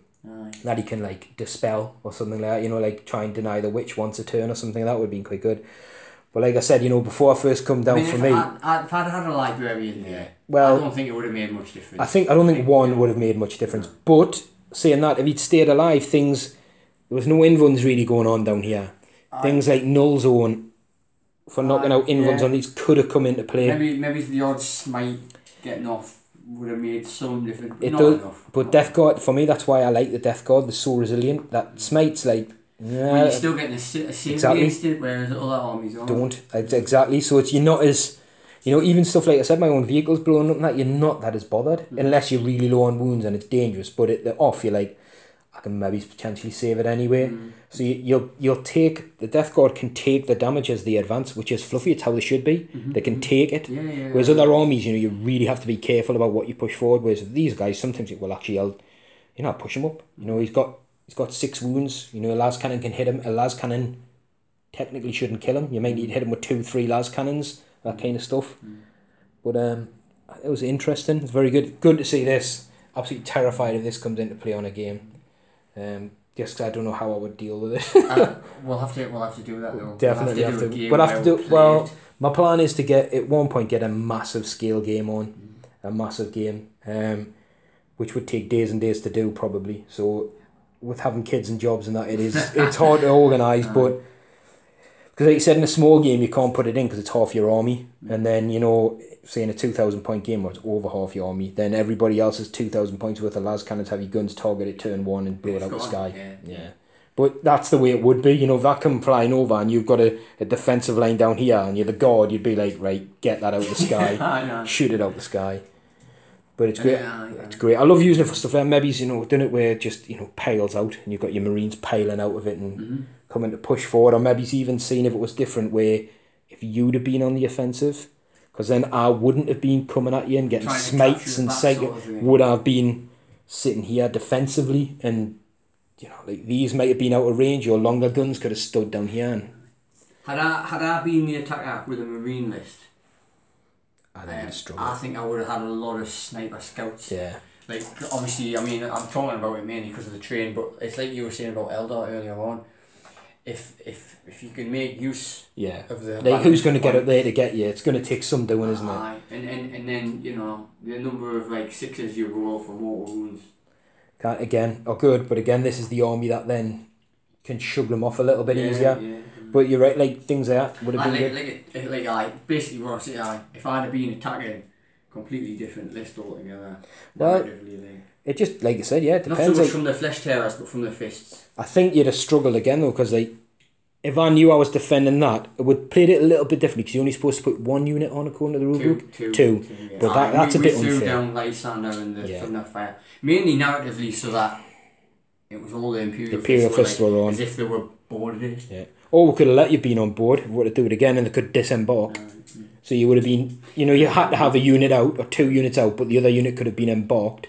And it could come out from this. You do whatever you want. You know it's leave Lysander until everyone's here and let him. And he comes to run out and charging. But to be honest, if I was defending that, I think you might have struggled even more, because it meant I could have put all my characters here and screened it with just zombies. Just zombies everywhere. And then you're gonna have to chew through all that to get in before you even get to the character. So would it be? I think it would have been trickier for you. But like you said, if you had some sort of sniper units or just spread out. I don't know. I mean, if it matters that much, but that scenario in the chapter approved, it has it doesn't have them on the mission page, but prior to it in the book, there's a load of stratagems you can use, but it's mainly city fight stuff. Yeah. So I don't know if it made much difference. Maybe I think again as well though, like the stratagems. I know it's narrative. Like I don't know if you would have used a repeat stratagem multiple times, like Hellfire Shell or something maybe, but it would have burned through your command points really quick. And I don't think, even me, I think the spread of stuff was good. It's not like a sort of like, right, I'm going to use this strat, like say veterans. I think I used it once, and it's not like I'm using veterans and veterans and veterans and veterans, because I just think you get used to not using it. The thing is what it always seems to me, it's the reroll. Yeah. It's the command rerolls are the one that you really use over and over again. Everything else is very situational. Unless there's a key strat. Well, earlier on, at the beginning, and I don't know, going forward I might have used them, but down here I had the missile launcher and the heavy bolter. Yeah. Had both of them with flak and Hellfire. Just if you can get them off again and again. And to be fair, like I said, having the first turn and being able to eliminate a Devastator squad straight away was, what was it, 3 missile launchers and a heavy bolter, 2 and 2 or something. Yeah, 2. Yeah, that's a lot. 2 heavy bolters, 2 missile launchers. That's a lot, because that would have been the stratagem again from that squad. From that side. Yeah, so it's a lot, but that was a good game. It was very, very interesting, and I think. I'm glad we chose it. I'm glad. It's sort of, I don't know. I didn't know what to expect in the first couple of turns, to be honest. But I think once I got a load of bodies here, I started to feel a lot more confident. Like you could just overrun. Yeah. Well, for me as well, your big guns couldn't see these guys from your Land Raider. I don't know if you'd have shot them or not. At the time, no. I mean, I mean, even here, when they were basically, they would have been unmolested over here. Yeah. When I was here with the Land Raider, I still would have fired at everything. Well, because the Daemon Prince was there as a choice target. The Daemon Prince and the Plague Marines. I would have, and I deliberately didn't fire them early on. I was put off by the miasma that gives them the minus, well, the psychic power -1, yeah. I was put off by that anyway, but I thought, well, I kind of ignored them. Yeah. Not because I didn't think they were going to be effective, I just thought, well, they're over there. Yeah. You know what I mean? They're on the other side. True. Well, to be honest, they were really good this game, but in turns they weren't. And it, the sort of, like I said, they kind of sat there and didn't really do much for it. And then all of a sudden they remove a unit, and then you're like, whoa, hang on, like, yeah. So that's why I do like them. And if the bloat drones are the same, like they can seem to take. They died early on this game, but some games they can take so much punishment, and you're like, oh. And then for stuff like troops on foot, like Marines, all they need to do is get close and 2d6 auto hits, and you'll kill 2 or 3 even at your worst profile. But no, I'll have to get this packed up because I'll have to get back home for the kids. But that is good. It was good to see. Oh, look at that! That's so good. Not that I'm clambered all over it, just that it's such a beast of a model. Well, it works on both ways, doesn't it? You know, you've totally dominated it, and then I think it's the best thing Forge World's ever made. It's stunning. Like I said before, I had to send a few bits back to get them replaced with the more lines and that, but. They do it just to I prefer this over the new one. This. Maybe look how big that is, man. Like, the front end as a Daemon Prince is pretty much just to the lower bit of it. It is good, like it's lovely. I went to the games day like years and years and years ago when the metal one first was revealed. Like when I was a kid, And ever since then, Thunderhawk gunship's been the thing for me, and it just epitomises Space Marines. It's just, I love it. Can you imagine having that in metal? How do you even play with that in metal? It's crazy, isn't it, when you used to think you used to do that? I'd rather have it, I think, in like MDF or cardboard or something, at least. You know, imagine some 12-year-old kid getting bought that as a birthday present. Is it in plastic? Plastic kit would be lovely. To be fair, come on, how hard can that be to make in plastic for them now? I don't think it'd be difficult at all. Bearing in mind what they produce now. Most of those panels have got to be so similar to other flyer panels that are currently out, or wouldn't take too much. No, it'd take nothing. I've never understood why they don't. Genuinely, even if they ran it as like a limited edition, it would sell out.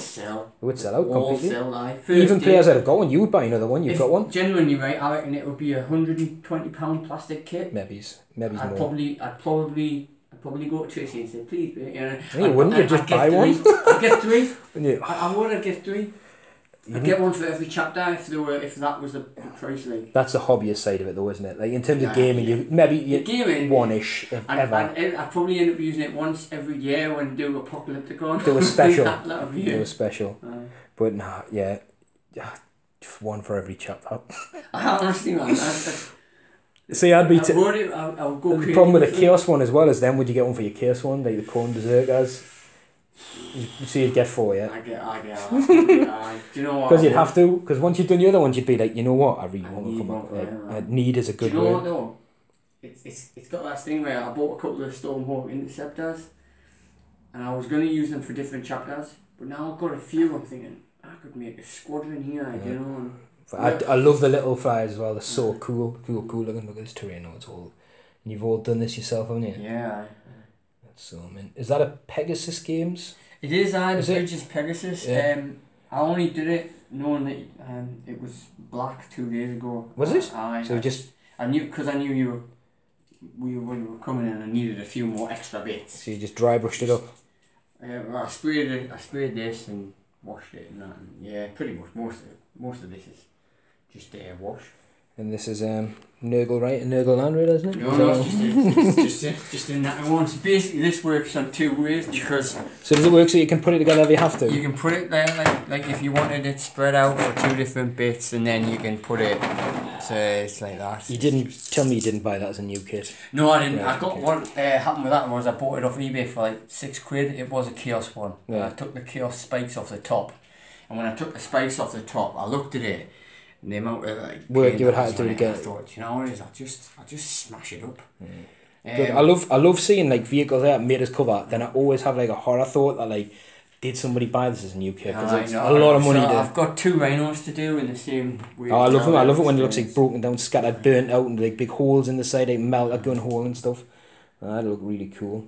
So yeah, and I like the thing as well. What I've kind of tried to do is I've set up a little firing hole in that one. No, I should keep this going. You could stand someone here and shoot out the door. It's good, like you said. I do. Because with the Death Guard, like you said, with any of the sort of stuff, I know you pop my bits and that. The more dirt and grit you put on them, the better they look. Yeah. Because it just looks filthy, which it's supposed to be. Mm-hmm. But I'm definitely going to have to get packed up. We're definitely going to have to come back at some point and get another game on this board. Because you should see this guy scene. He's got tons of it and it's epic. And it's just sad that we didn't use any of this stuff. Let's get into it. I know we played on a 4x4. We pretty much did, just these 4, which was quite... And you know what? There's nothing went on behind there. We literally didn't. We played on... We do a triangle here. We played on this. And that was pretty much it. But that was great. I think that's our game dictated by the objective. Yeah, definitely. Cool game. Thanks for watching. Yes.